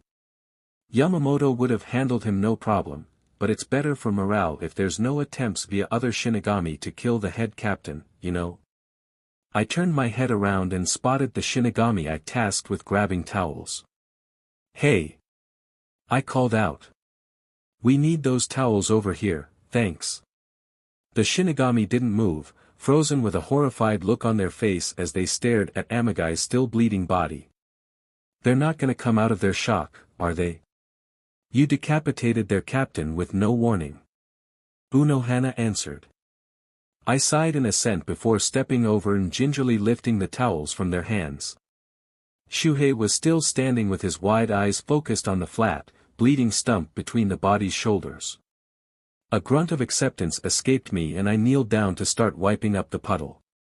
Thankfully, because of my preparation, the puddle wasn't that large yet, so only 2 towels were necessary for containing it. A third was used to cover his neck to stop the bleeding. The fourth was used to wrap up Amagai's head, and I smirked while proudly holding up the last towards Unohana. She snorted softly in response. "Now that you've created a corpse, what do you plan to do with it?" came her question. I opened my mouth to answer, only to find I had no response to that. Didn't think that far. Most of the past 2 days has been a bit impulsive." "I thought you said you were past that." She smirked. "I said I wasn't hot-headed." I corrected. There was a moment ere the medic did nothing but raise an eyebrow. "Last night doesn't count." Her eyebrow raised further. "It does not." I remained firm. "Fine. We will pretend that my body isn't sore from anything that you did." Her grin was victorious as I tested my jaw as I fought to answer that challenge. "You still haven't answered what you're going to do with the now late captain." She suched with ease. My eyes rolled. But I stood nonetheless, keeping the wrapped-up head in my hand. Well, it would be irresponsible to just have the ninth take care of it. I thought aloud. And the fourth already is going to have enough on their plates, if Yama upped everyone's training. I closed my eyes in contemplation. And, speaking of training, the way we've just torn through this inadvertently made it so that there's some fight experience my friends are now missing out on. So I want to get something out of this mess. Well, you did manage to arrange a meeting with the wizard in 2 days thanks to this venture. Unohana offered. I waved that off. I was gonna get that done anyway. I opened my eyes as I tried to think of what I could do with a dead body that would be beneficial to someone's training. Giving it to Kuratsuchi wouldn't help him learn anything, ignoring that I couldn't get near the 12th division. The same applied to Kisuke. A frown fell upon my face as I glanced down at the bundle in my hand, the white towel slowly turning maroon as it soaked up the BLD. It was starting to drip between my fingers, and the sensation was one I didn't like to think about the connotations of. I shook the thought away and carefully readjusted the head in my hands so that I was holding it from a part of the towel that was still dry. Oriheim wouldn't gain anything from Amagai, she's never been able to outright resurrect someone. The closest she had come was healing me, but that was closing up a whole Okiura punched into my chst and was less than 5 minutes after it happened. By the time I would be able to make it to her, at least half an hour would have gone by and decapitation was a little bit different of a wound. Yuryu either was in the middle of or was going to start training to reclaim his powers, and I knew he had already performed Reizo Tengai before. And neither of us had ever been comfortable with the idea of controlling the bodies of someone alive, let alone dead. There was absolutely nothing I could do for training one of my friends where a dead body could in any way be useful. Perhaps it doesn't need to be useful for someone else. Asen suggested. The frown on my face tightened and I couldn't help but look down. Though I looked away from what sat in my hand rather than towards. As vague as it wasn't difficult for me to put together what he had in mind. In silent response, I shook my head, a bit more force than was probably necessary in it. Now wasn't a good time. The captains were at a point to train on their own but they only. I hadn't so much as suggested an idea to a lieutenant, Chad outright needed to get access to Hueco Mundo, I had to figure out how to give the wizards advice for their hollows, there was too much that needed my interference. There was the now introduced randomness of the side bullshit that happened through the years I had to watch out for. Are you referring to the rebellion that could have been resolved without your involvement? The twins that meant to live quietly until you fought to be remembered? The sinners who only sought you out after catching glimpses of your final battle with Okiura? My jaw tensed and I swallowed down the building lump in my throat. Your family accepted you. Your friends have declared their interest in helping you. As you noted yourself, the captains can already train themselves. The strongest are growing stronger. Getting the weaker up to par is nowhere near as vital, and the head captain is already seeing to that. I kept my mouth shut. It felt as though my teeth were about to break under the pressure I was putting them under as I slowly began to turn my head. Now wasn't a good time. But it also wasn't a bad time. I held the bundle in my hands, feeling the cooling BLD drip through my fingers and down my arms. My left hand came up to unwrap the towel, revealing the face of the man I just killed. His face was forever going to remain in the slightly excited grin of someone who was anticipating the future.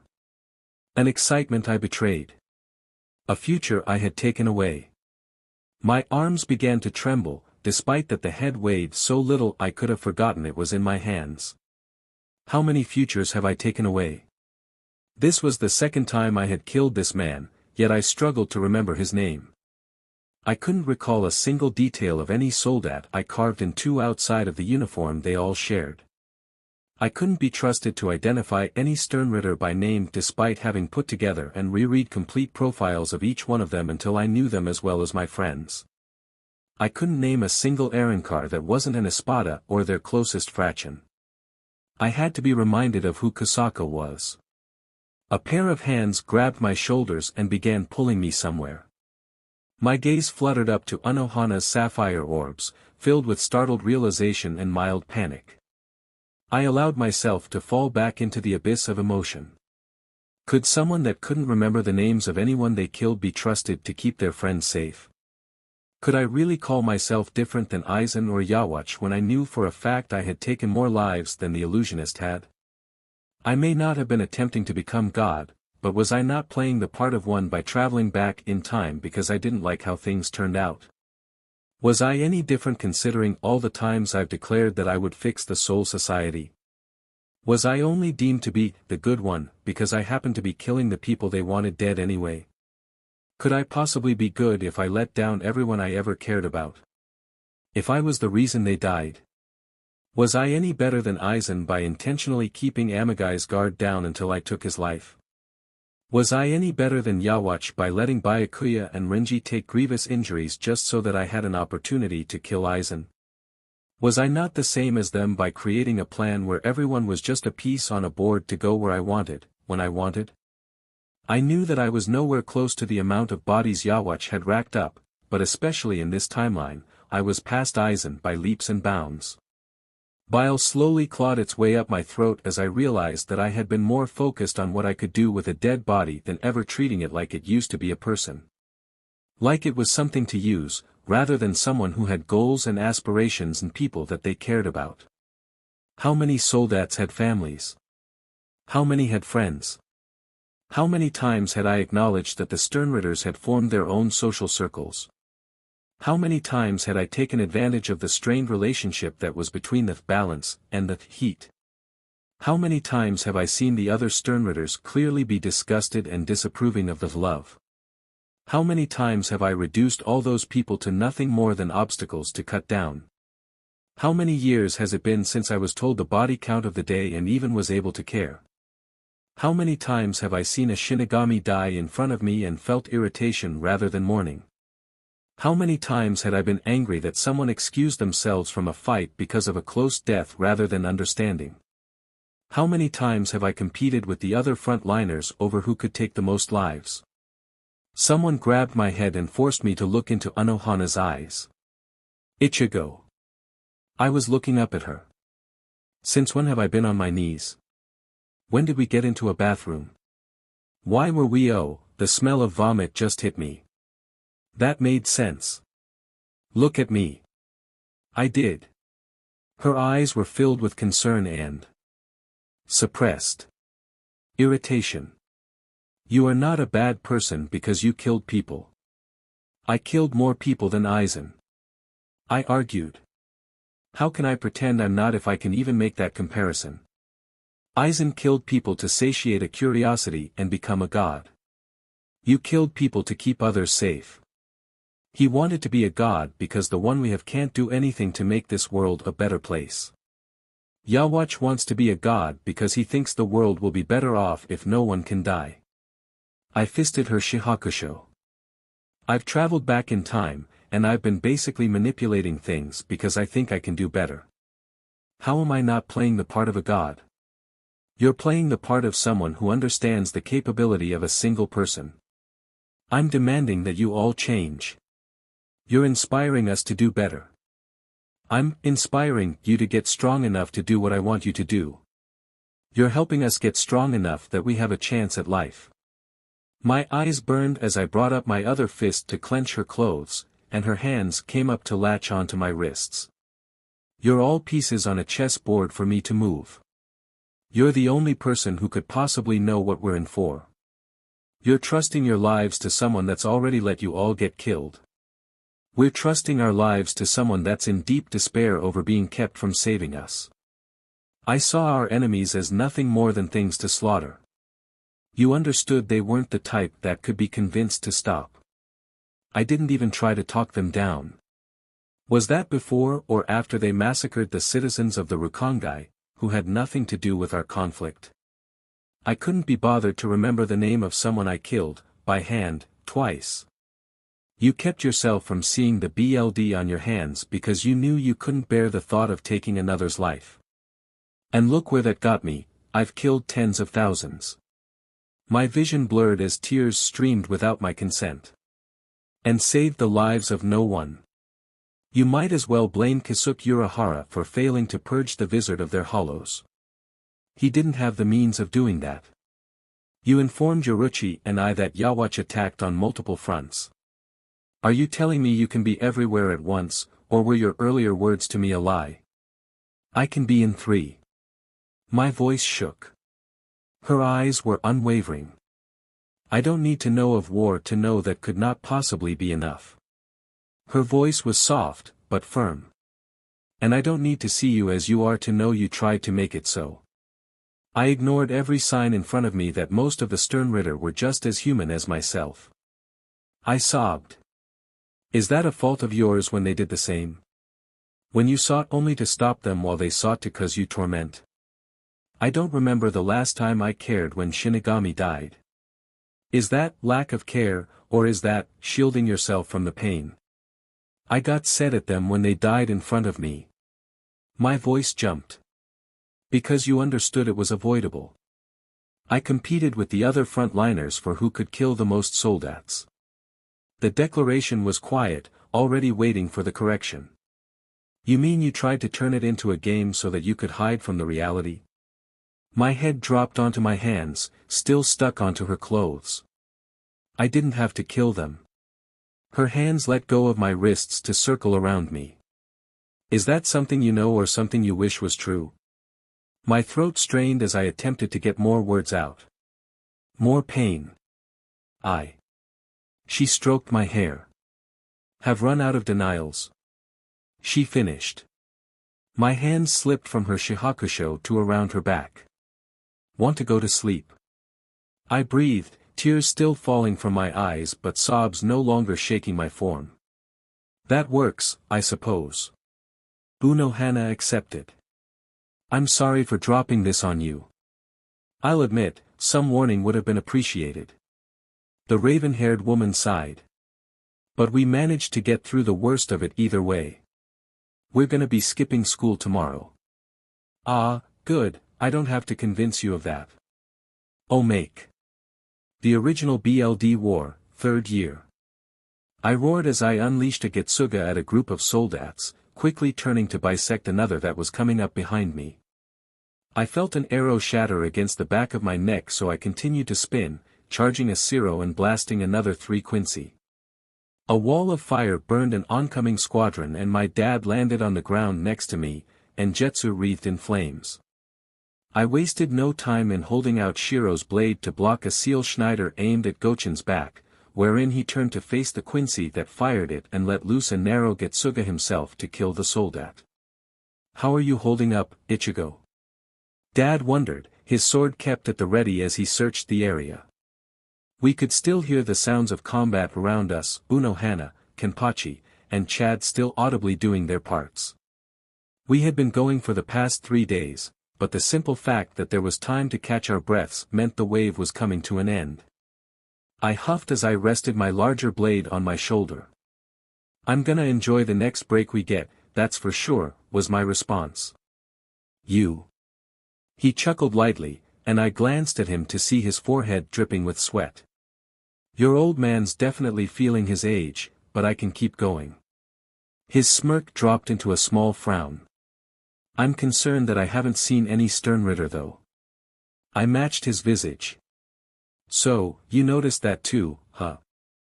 I wiped my own forehead with the back of my left hand. You'd think they'd at least send out Overkill or Zombie. He nodded in agreement.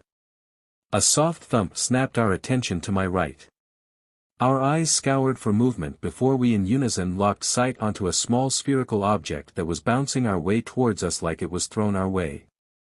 It tumbled over bodies and debris until it came to a stop a few yards away. The object had roughed black hair a bit longer than itself that flowed from only one side, the other covered in heavy burn marks. It was a head. The right side was burned to a crisp, almost nothing remaining outside of charred bone. The left displayed a feminine face, its lone gray eye still retaining the remnants of fear the person undoubtedly felt as they realized they were dead. There was a heavy stomp as the mohawked Heat appeared standing behind the head, his head held high, a savage grin on his face, and his hands confidently kept in his pockets. You Shinigami BSTRDS thought you could pull one over on us, huh? His voice carried all the swagger of a man who couldn't lose. My dad and I continued to stare at the head at his feet.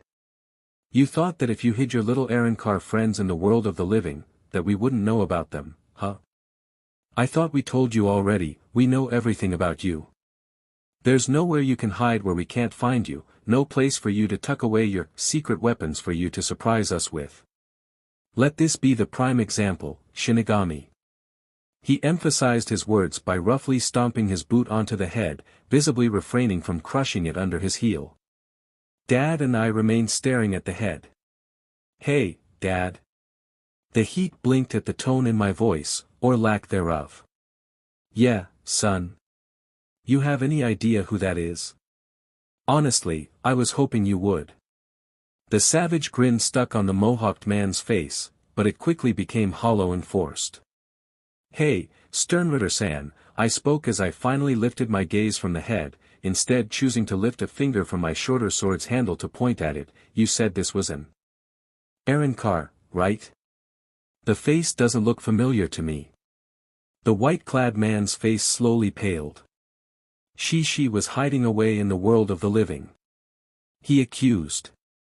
We watched her rout. She got shopping tips from Orihime Inoue. Dad's and I's faces both turned green at that. She bought merchandise from Urahara Kisuke. There's no way you've never met her. Sorry, I don't know of any Arrancars still alive that have dark hair. I tilted my head. Actually, I don't think I ever met an Arrancar woman with dark hair.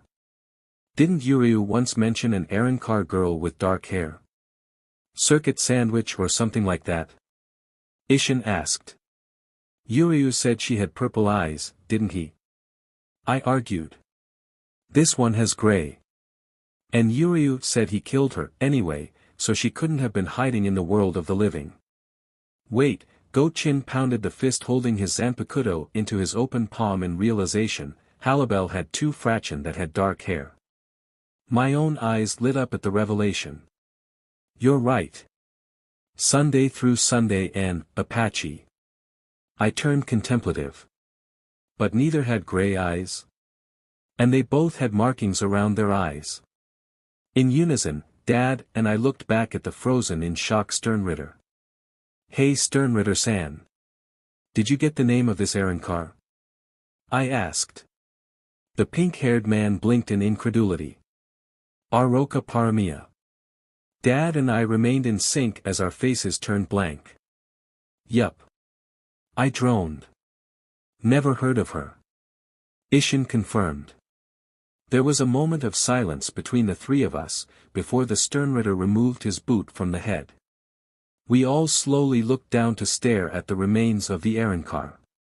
While it was kind of obvious, it still caught me off guard when I realized that the pay for a war preparation leader would be just a little bit higher than what I got as a substitute Shinigami. Well, more accurately, it caught me off guard when I discovered how much. My first paycheck as a substitute wasn't burned in a fire like most teenagers would be prone to doing, but I'll admit I probably spent a bit more than I should have on spoiling my sisters.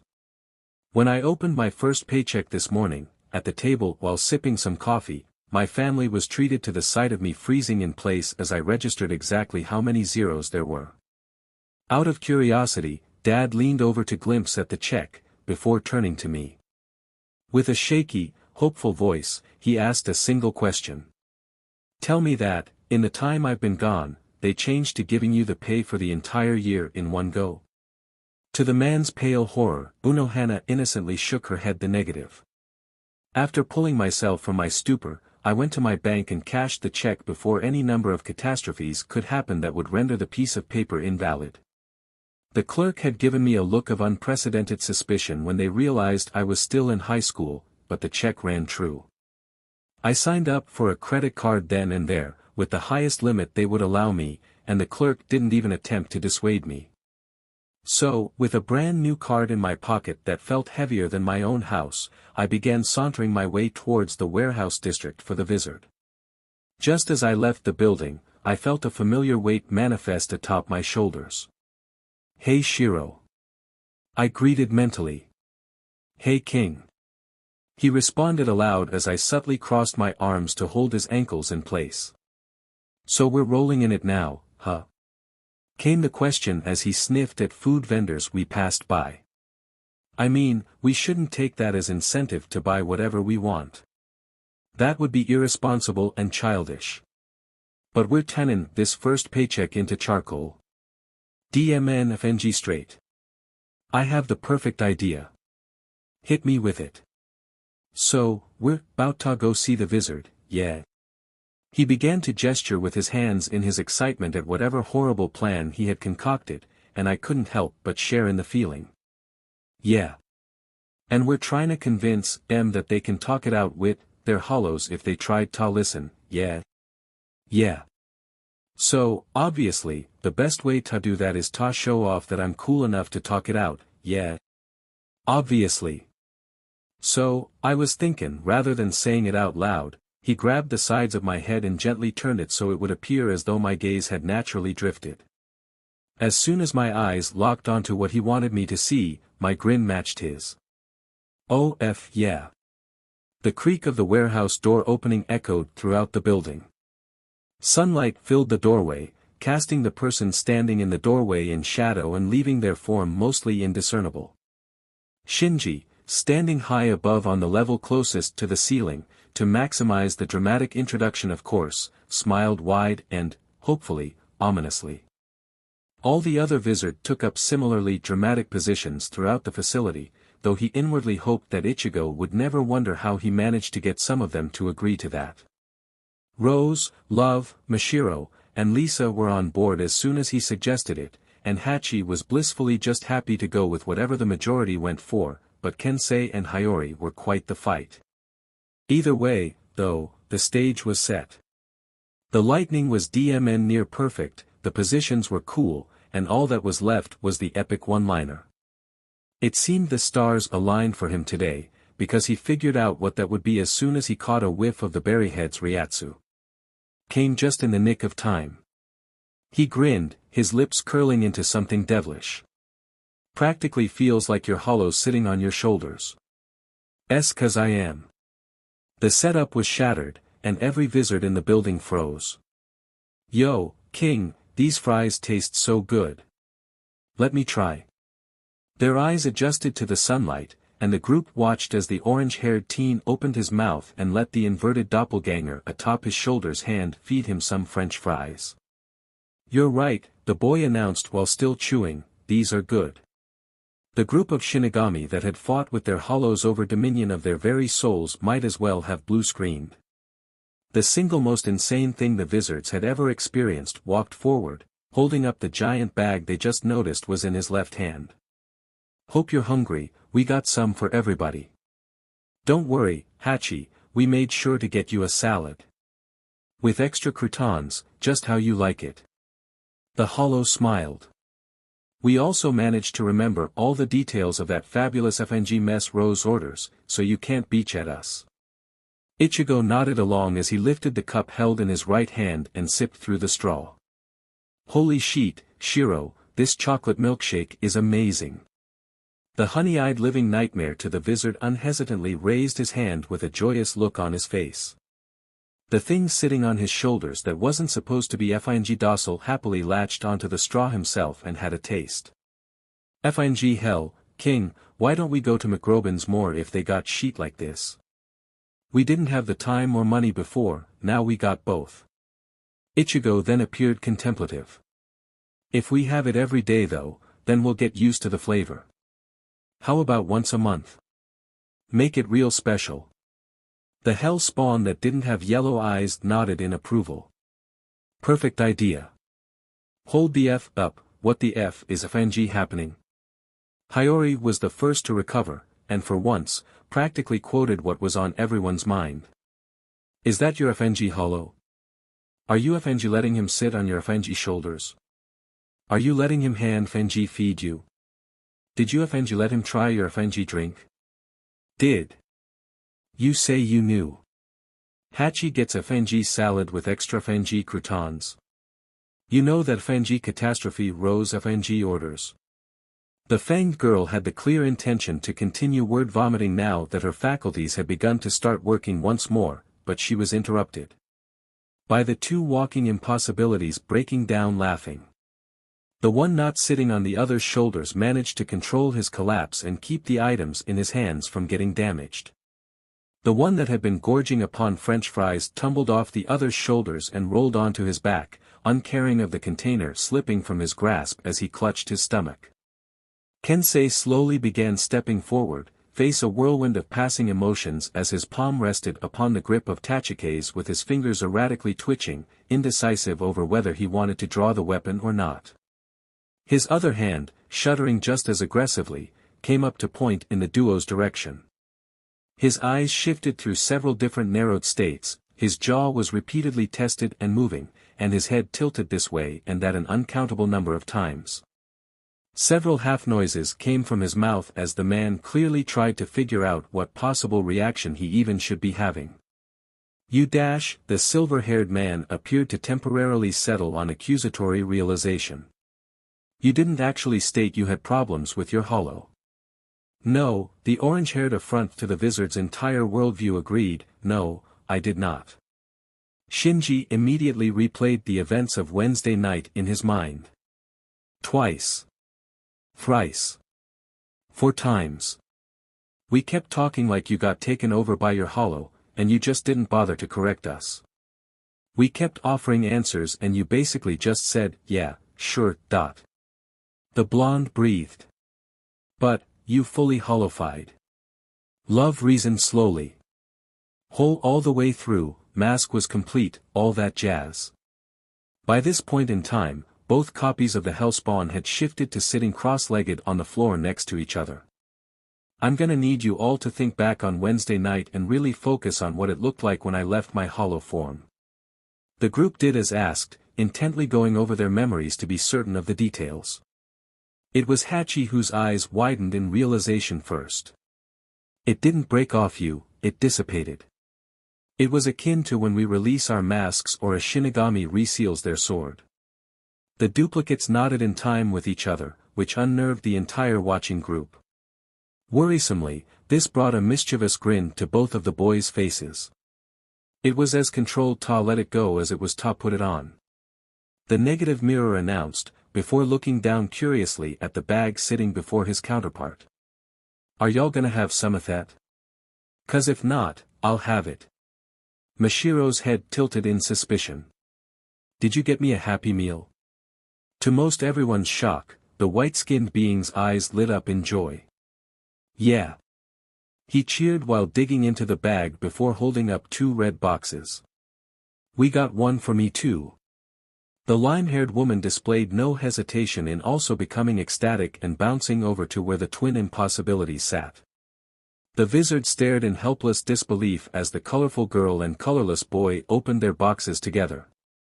That disbelief grew as both were of the same mind to collect the toys found within their boxes first and compare them. Hey, King. I think this is Kamen Rider. Wait, seriously? Let me see. The honey-eyed man wasted no time in leaning over to rest an elbow atop his counterpart's shoulder, in mild awe as he looked upon the plastic figurine clasped between pale hands. That looks different than I remember. Is the show still going? Yeah.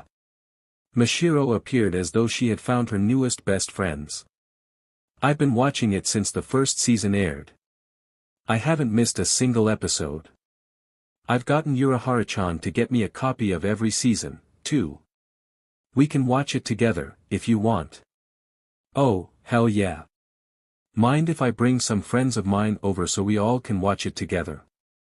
Never mind, Mashiro now realized she had stumbled upon her soulmates. Absolutely. I've always wanted to have a watch party for Kamen Rider, but none of the other wizard will join me. Mashiro. The flesh-toned man looked her in the eyes very seriously. If I asked, I could get like half the Siriidii to join us. It was at this comment, with the energetic girl's eyes brightening until they could light up the entire warehouse, which settled the scene before them into the minds of the other wizard.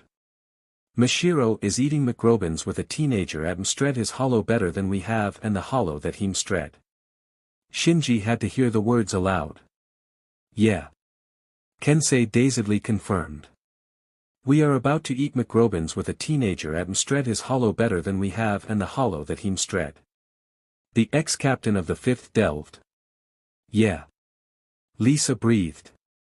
They all stood for a moment before beginning to walk over to the trio. You made sure the condiments on my burger don't overlap, yes? Rose glared down his nose. And that the lettuce was cut into notes and placed like sheet music, ya psychotic shithead. The hollow immediately called out. They do know what that mess you call an order is. Lisa was amazed. It's the opposite of a mess, it's a work of art. The wavy blonde defended. It's a burger. Kensei immediately argued, taking the one part of the day that remained normal and latching onto it. And thus it cannot be called appealing. It's from McRobins, Hiyori pitched in, not some high-class restaurant. It doesn't have to be expensive to have class. I have, myself, watched the life leave a cashier's eyes as they took the order of a girl who wanted a sandwich comprised of fish, raw onions, pickle spears, and red bean paste. Love explained. If you want to say that place has class at that, you best be ready for me to smack you. Class is not something innate to you, it is worked upon. Rose did falter at his friend's words, but it did not take long for him to catch himself. A peasant could become a king if he were to be diligent enough in learning the role. I'm pretty sure that the employee I comforted when I found them crying in the bathroom would agree that McRobins has no longing to have class. Shinji drawled as he took a glance at the items Ichigo passed to him. Love, here's your quarter-pounder and nuggets. Sweet. Did you get me a drink? Yeah, your Diet Pepsi is right, here. The honey-eyed teen held out the cup to the man with the afro. Groovy. Well, of course the establishment retains no class when their reputation is as it is. Rose agreed. However, if the company were to decide to fix their reputation your chicken tenders, Lisa, then I have full confidence they could re-establish themselves as an exquisite quick stop for good food and good atmosphere. Ah, Kurosaki-san, it appears you ordered too much extra croutons for my salad. Hachi politely mentioned. Oh, no, that extra bag is for my little sister Yuzu. She loves to snack on them. I see. What a caring older brother. The large man smiled. That's true, yeah. Hiyori rolled her eyes. But have you even bothered to take a proper look at them?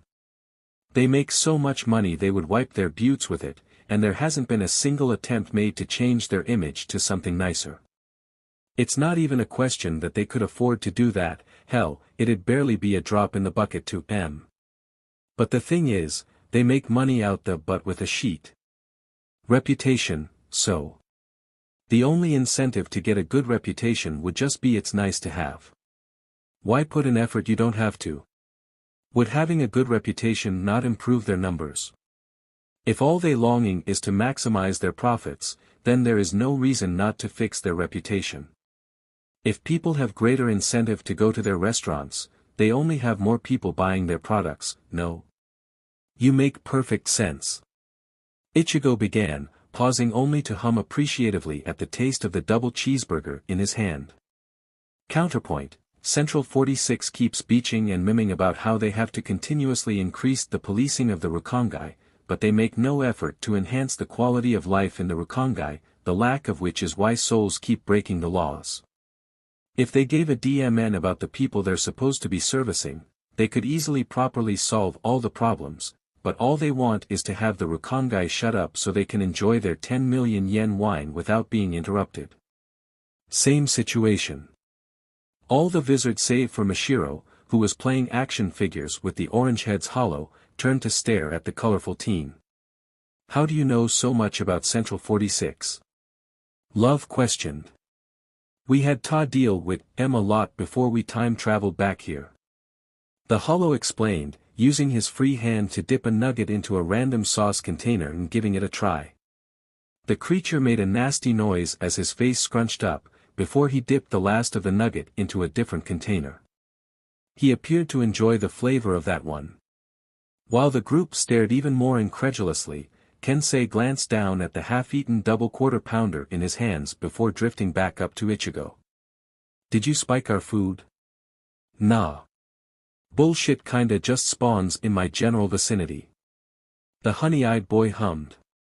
"I've learned to just accept it and move on at this point." "What kinda bullshit we talking about?"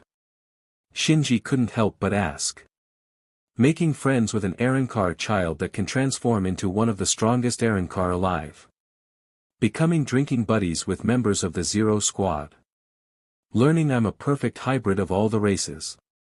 Tankin, a missile to the face in Shirkai. The entire event of Assault on Camp Omelette. Using a paralyzed Kenpachi as a weapon when we got disarmed. Killing the resurrected king of the Quincy's after he absorbed the powers of the Soul King. Finned in, out we're strong enough to use people as projectiles.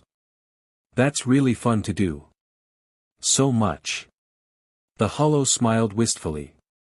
"And, with the right people, real effective in combat." "I see your point." The blonde ex-captain sipped at his drink to alleviate some of his shock. The man sighed in appreciation at the taste before leaning back on one of his hands and refocusing on the apparent time traveler. "So, if you and your Hollow are apparently on great terms, why agree to meet up with us? You don't look like you need help." The scarred boy turned a little crestfallen, clearly having been enjoying the atmosphere before the conversation turned serious. "There's a war coming." He wasted no effort in playing it up, the words simply falling from his mouth. "We need everyone we can get and we need everyone we get to be at the top of their game." The hollowified Shinigami all exchanged a heavy look with each other. "Aizen finally show his hand?" Lisa questioned.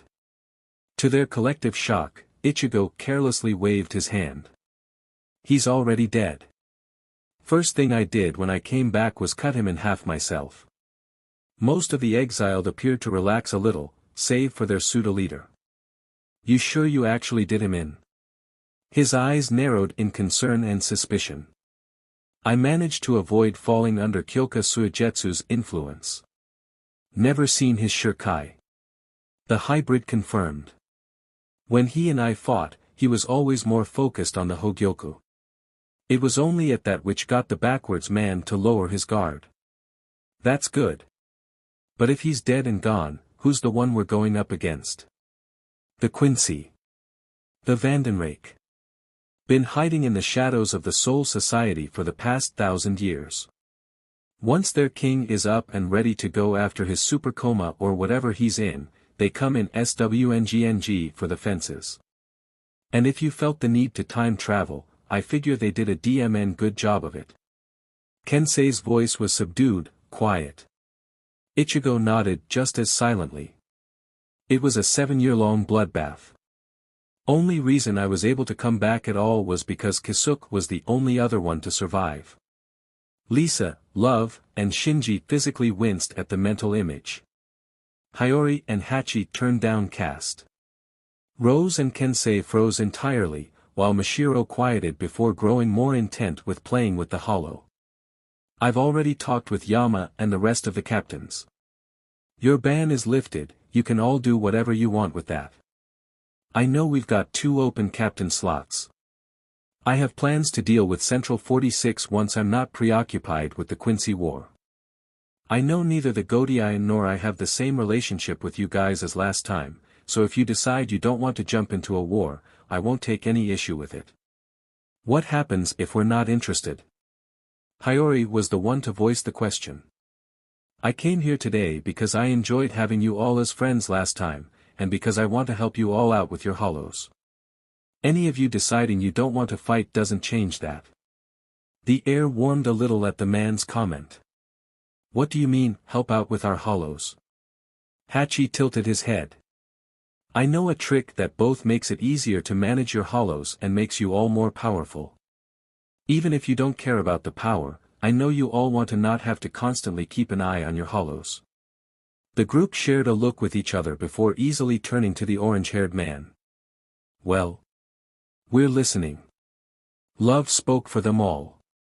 Ichigo smiled as he pulled another sandwich from the bag. He didn't even glance at it as he opened the wrapper and took a bite.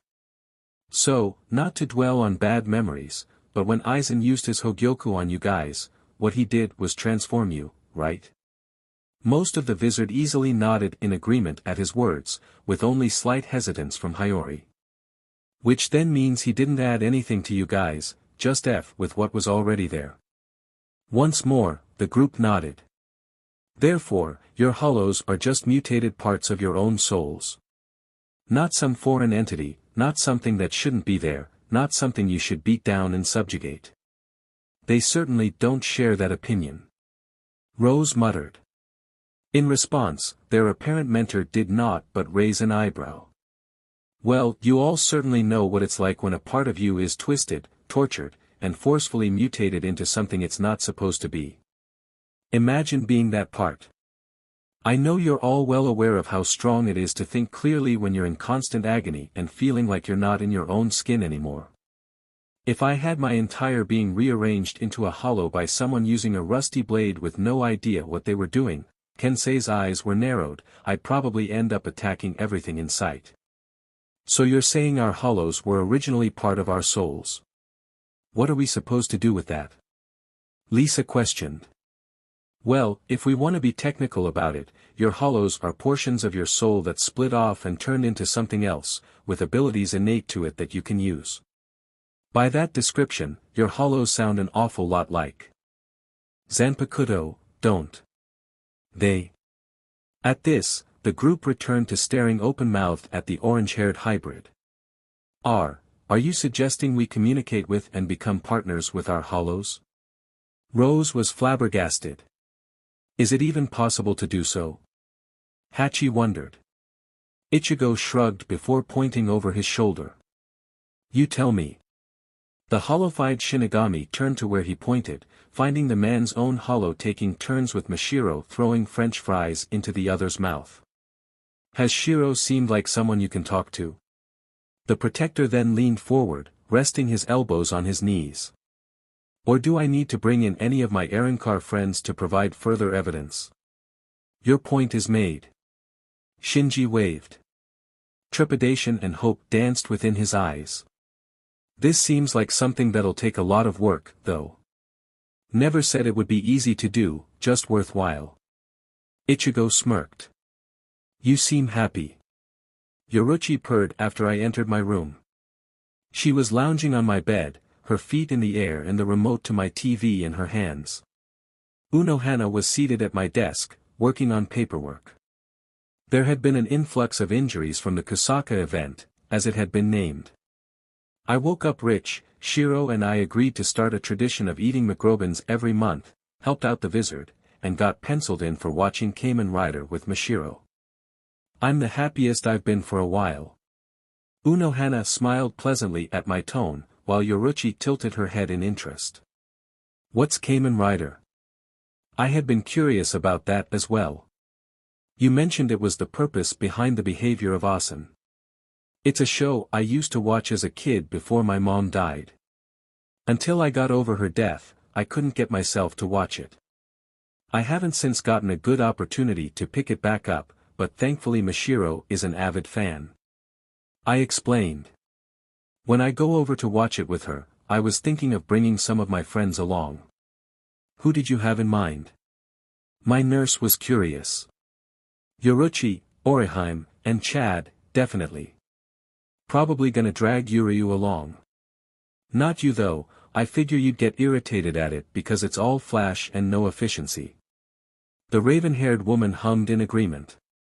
Was also thinking of Rukia, Renji, Ikaku, Yumachika, Kenpachi and Yichiru. Once the Vizard are more comfortable with the idea, I was also gonna invite some of the Arrancar, like Nell and Grimjow. I climbed onto the bed, rolling over Yoruchi until I laid on my back next to her, glancing up at the TV. An anime was on. The scene was on some kids in what looked like superhero outfits being trained by some man that looked like he both wanted and needed to sleep for eternity.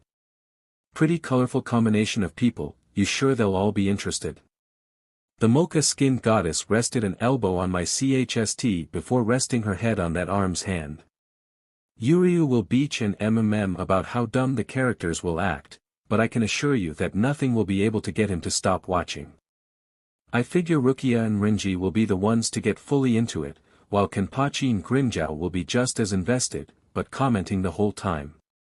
Ichigo and Yachiru will definitely learn how to do the dances and poses, and Yumachika will be all over the aesthetics of the various characters. He's gonna have a fit over the looks of most of the monsters. Nell will likewise be fully invested, but she'll probably be wondering a lot why they chose to fight each other instead of talking it out and reaching compromises. You remember what I told you about people finding it creepy how well you know them? The goddess of Flash smirked.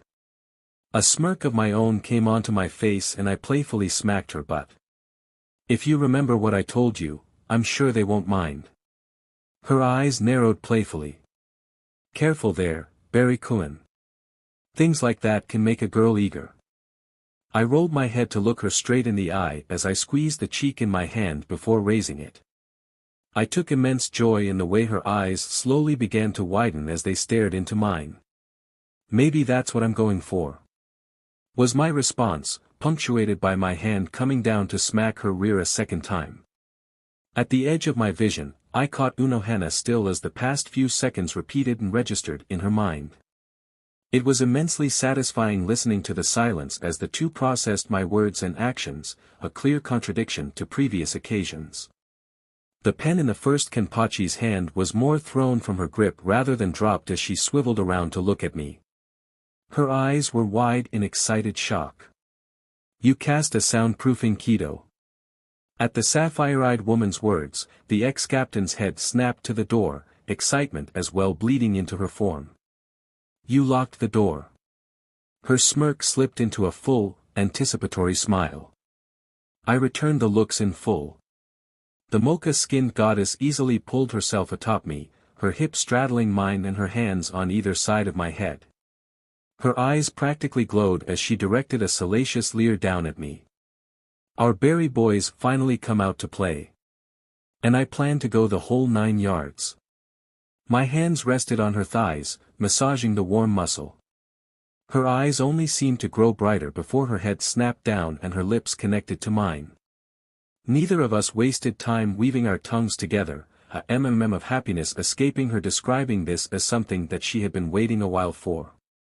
Grateful for the softness of the bed, I slipped my hands down and pulled her knees, her hips falling down to sit upon mine.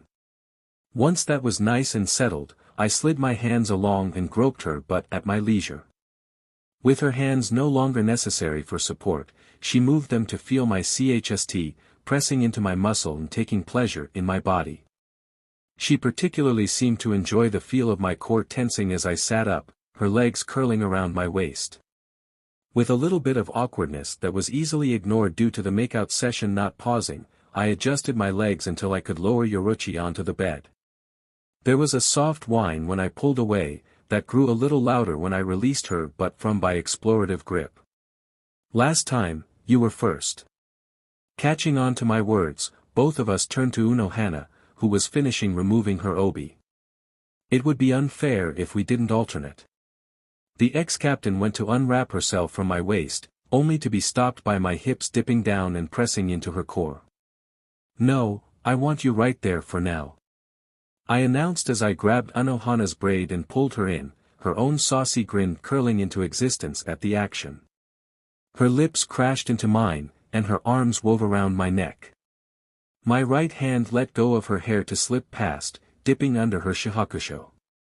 She aimed deliciously at my action, and I pulled my hand down, my palm sliding down her front.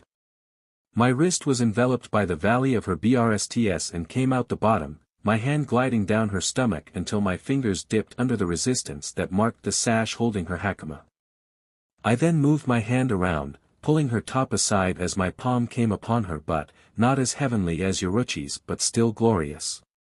Her left melons revealed itself thanks to my actions, but I left it be for now as my hand continued to journey across the expanse of her rear. I found the dip easily enough, and pulled away from the embrace once I did. She didn't have the time to wonder before my hand curled and my middle and ring fingers pushed into her wetness. A pleased sigh escaped her lips, and I straightened my arm to further loosen her top from her. Hakama. The woman's hands came down to the other side of Yoruchi to catch her as she leaned forward. Her back arched, pushing her core into my hand and rocking my fingers deeper inside of her. To my great satisfaction, Yoruchi finished the job of pulling Anohana's shikahusho up, leaving it to hang off her. I pumped my fingers into her as I reached with my left hand to the back of her collar, the captain of the fourth catching on quickly and pulling her arms back so her top slid off her body easily. In much the same fashion, Stealth Captain reached up and undid the knot to the medic's sash, the garment falling as soon as it was fully unraveled. With Unohana having been without her socks and sandals already, it left her as she would remain until the morning. Yoruchi breathes. She understood the command quickly, her fingers deftly pulling my belt open, then out, before working on the button and zipper to my jeans. With me on my knees, she couldn't really relieve me of the piece of clothing, but she had more than enough freedom to pull my briefs and underwear down enough to release my pages. I caught the excitement in the chocolate-skinned woman's eyes as our position allowed my length to sit atop her core, presenting a fine display of how deep I would be able to go. Unohana looked down to drink in the sight just as well, her left hand coming up to grasp my and rub along the length. My hand pulled away from my nurse's lower lips, the woman in question pouting at the action, before I reached around, grabbed her hips, and moved her atop Yoruchi. Strip her. I throatily demanded as my hands came down to the crotch of the Shunko user's briefs, fisted, and pulled. The fabric offered no resistance, and the princess shared the sentiment, it being easily seen how much she had been anticipating this event. Above her soaking PP, the usually teasing woman was enjoying the attention being given to her by the original captain. Her orange jacket had already been flung against the closet door, and her black shirt was being ripped apart in the same manner as her briefs. The zipper to her white undershirt was thankfully easily seen and pulled, else I was certain it would have been removed just as ravenously. I grinned eagerly and threw my shirt off to the floor. With all three of us were fully prepared for what was to come, and with no other instructions, Unohana took matters into her own hands. She leaned down, sensually pressing her body against Yoruchi's as they locked lips. With their BRSTs pressed so firmly against each other, the two began rocking their bodies, rubbing the other with their skin and hands roaming hotly.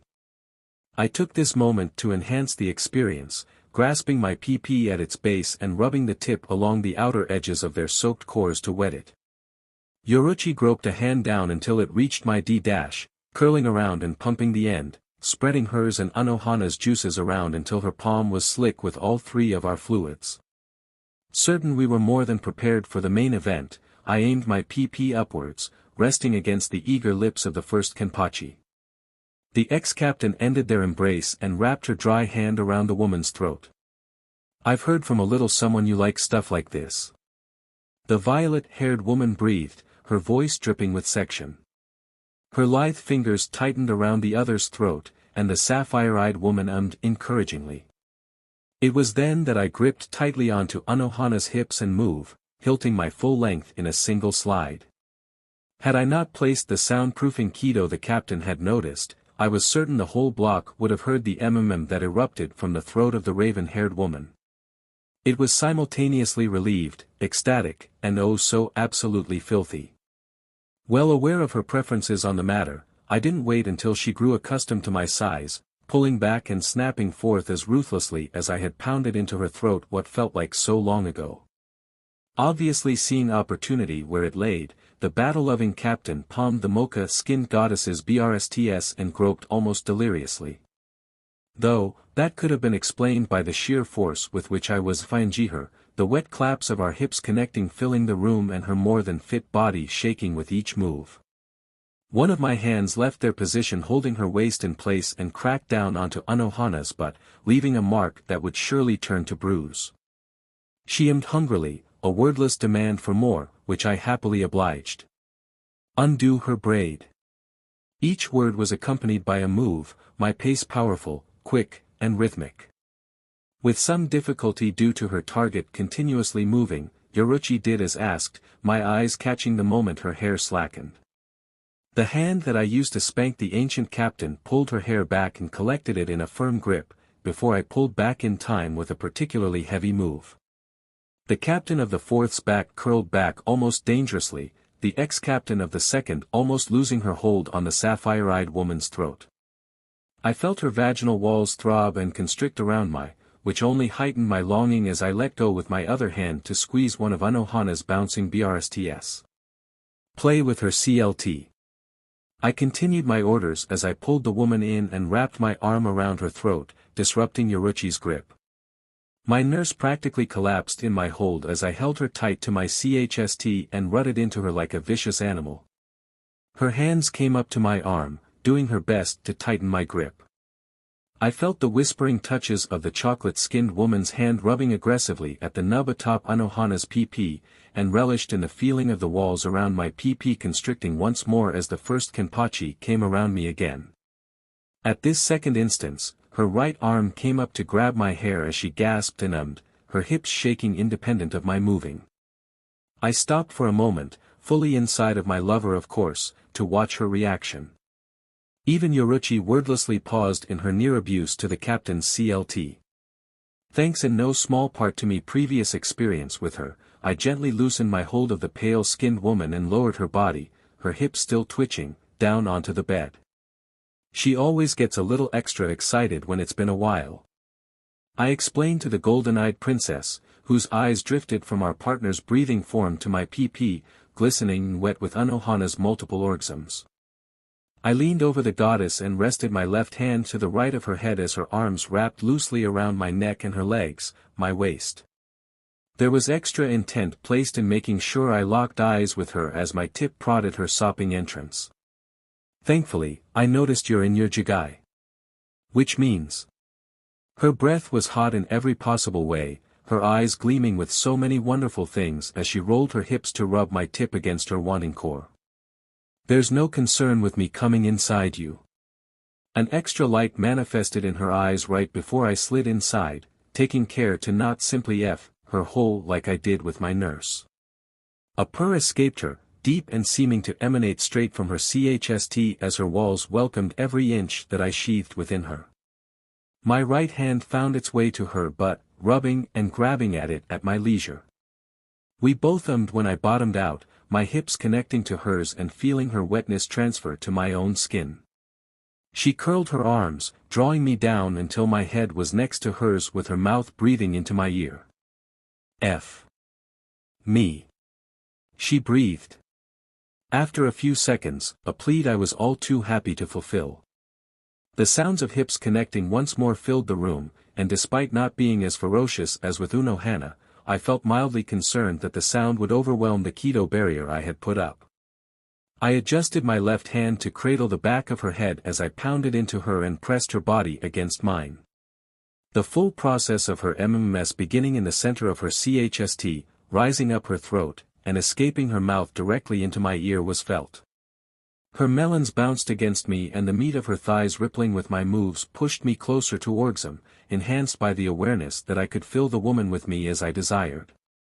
The primal part of me, both biological and hollow, craved the sensation of emptying a load into a womb, and I made no attempt to fight against it, already feeling Yoruchi coming around me in her own overeagerness. My left hand brushed her hair lovingly, and my right gently rubbed along her thigh and hip.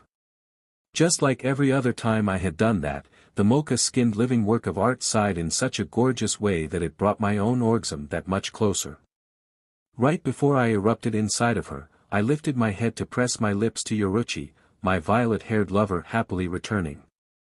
As soon as I began throbbing inside of her, she turned that much more emphatic, her legs tightening around me as much as they could and holding me as close as she could, not that I took any issue with it. I pulled back from the embrace and from inside of her, a soft disappointed mule leaving her before laid down between her and Unohana. Grateful that my bed had gotten messed up by our actions, I took hold of the blanket and threw it over us, finding I could not care at all about the sweat that adorned our bodies. My nurse had regained her senses enough to snuggle into my side, and I happily curled an arm around her, something I replicated with the golden-eyed ex-captain when she took up my left side. I couldn't help the light chuckle that rumbled from my chest. That was well worth the wait, don't you think? Was my rhetorical question. Yoruchi snorted. How about you wait when we're not overexcited and ask us again? Like you're not satisfied. I laughed. She playfully smacked my chest. When I know none of us are the one-and-done types, there's a difference between satisfied and content. My hand came up to lazily slide the stealth leader's hair. Then I guess I'll just make up for lost time some other night. You better. She snarked before closing her eyes and shifting a little for more comfort. Ichigo. Unohana spoke up, her tone thoughtful and curious. Yeah. For all your friends, family, practically anyone you don't dislike, you refer to them by their given names. Most especially, Yoruchi. The workat in question opened her left eye, seemingly curious as to the point the medic was making. I already knew, and was simply waiting for her to finish speaking. You have only ever referred to me as Yachiru during one of our spars, and never as Retsu. Why? I gently stroked her back as a smile came to my face. Yachiru is the first Kenpachi, original captain of the 11th Division, hungry for a battle worthy of her power and skill and possessing a ruthlessness in combat no one can match. Retsu is the gentle captain of Squad 4, firm in how she deals with patients and otherwise polite on all accounts. I love both equally, and so I call you Unohana, because that is the one name shared between them. Both Unohana and Yoruchi lifted their heads to stare at me with wide eyes. Holy sheet, I wish you could say some soulmate sheet like that to me. The workat breathed. For once, the ancient captain appeared fully speechless, in complete awe at my words. Seemingly incapable of finding something to say, the raven-haired woman chose to instead curl into my side and hug me tighter than before. Seeing that conversation was truly done and everything left to say has been said, Yoruchi did the same. In light of that, I laid my head down, closed my eyes, and gracefully accepted the call of sleep.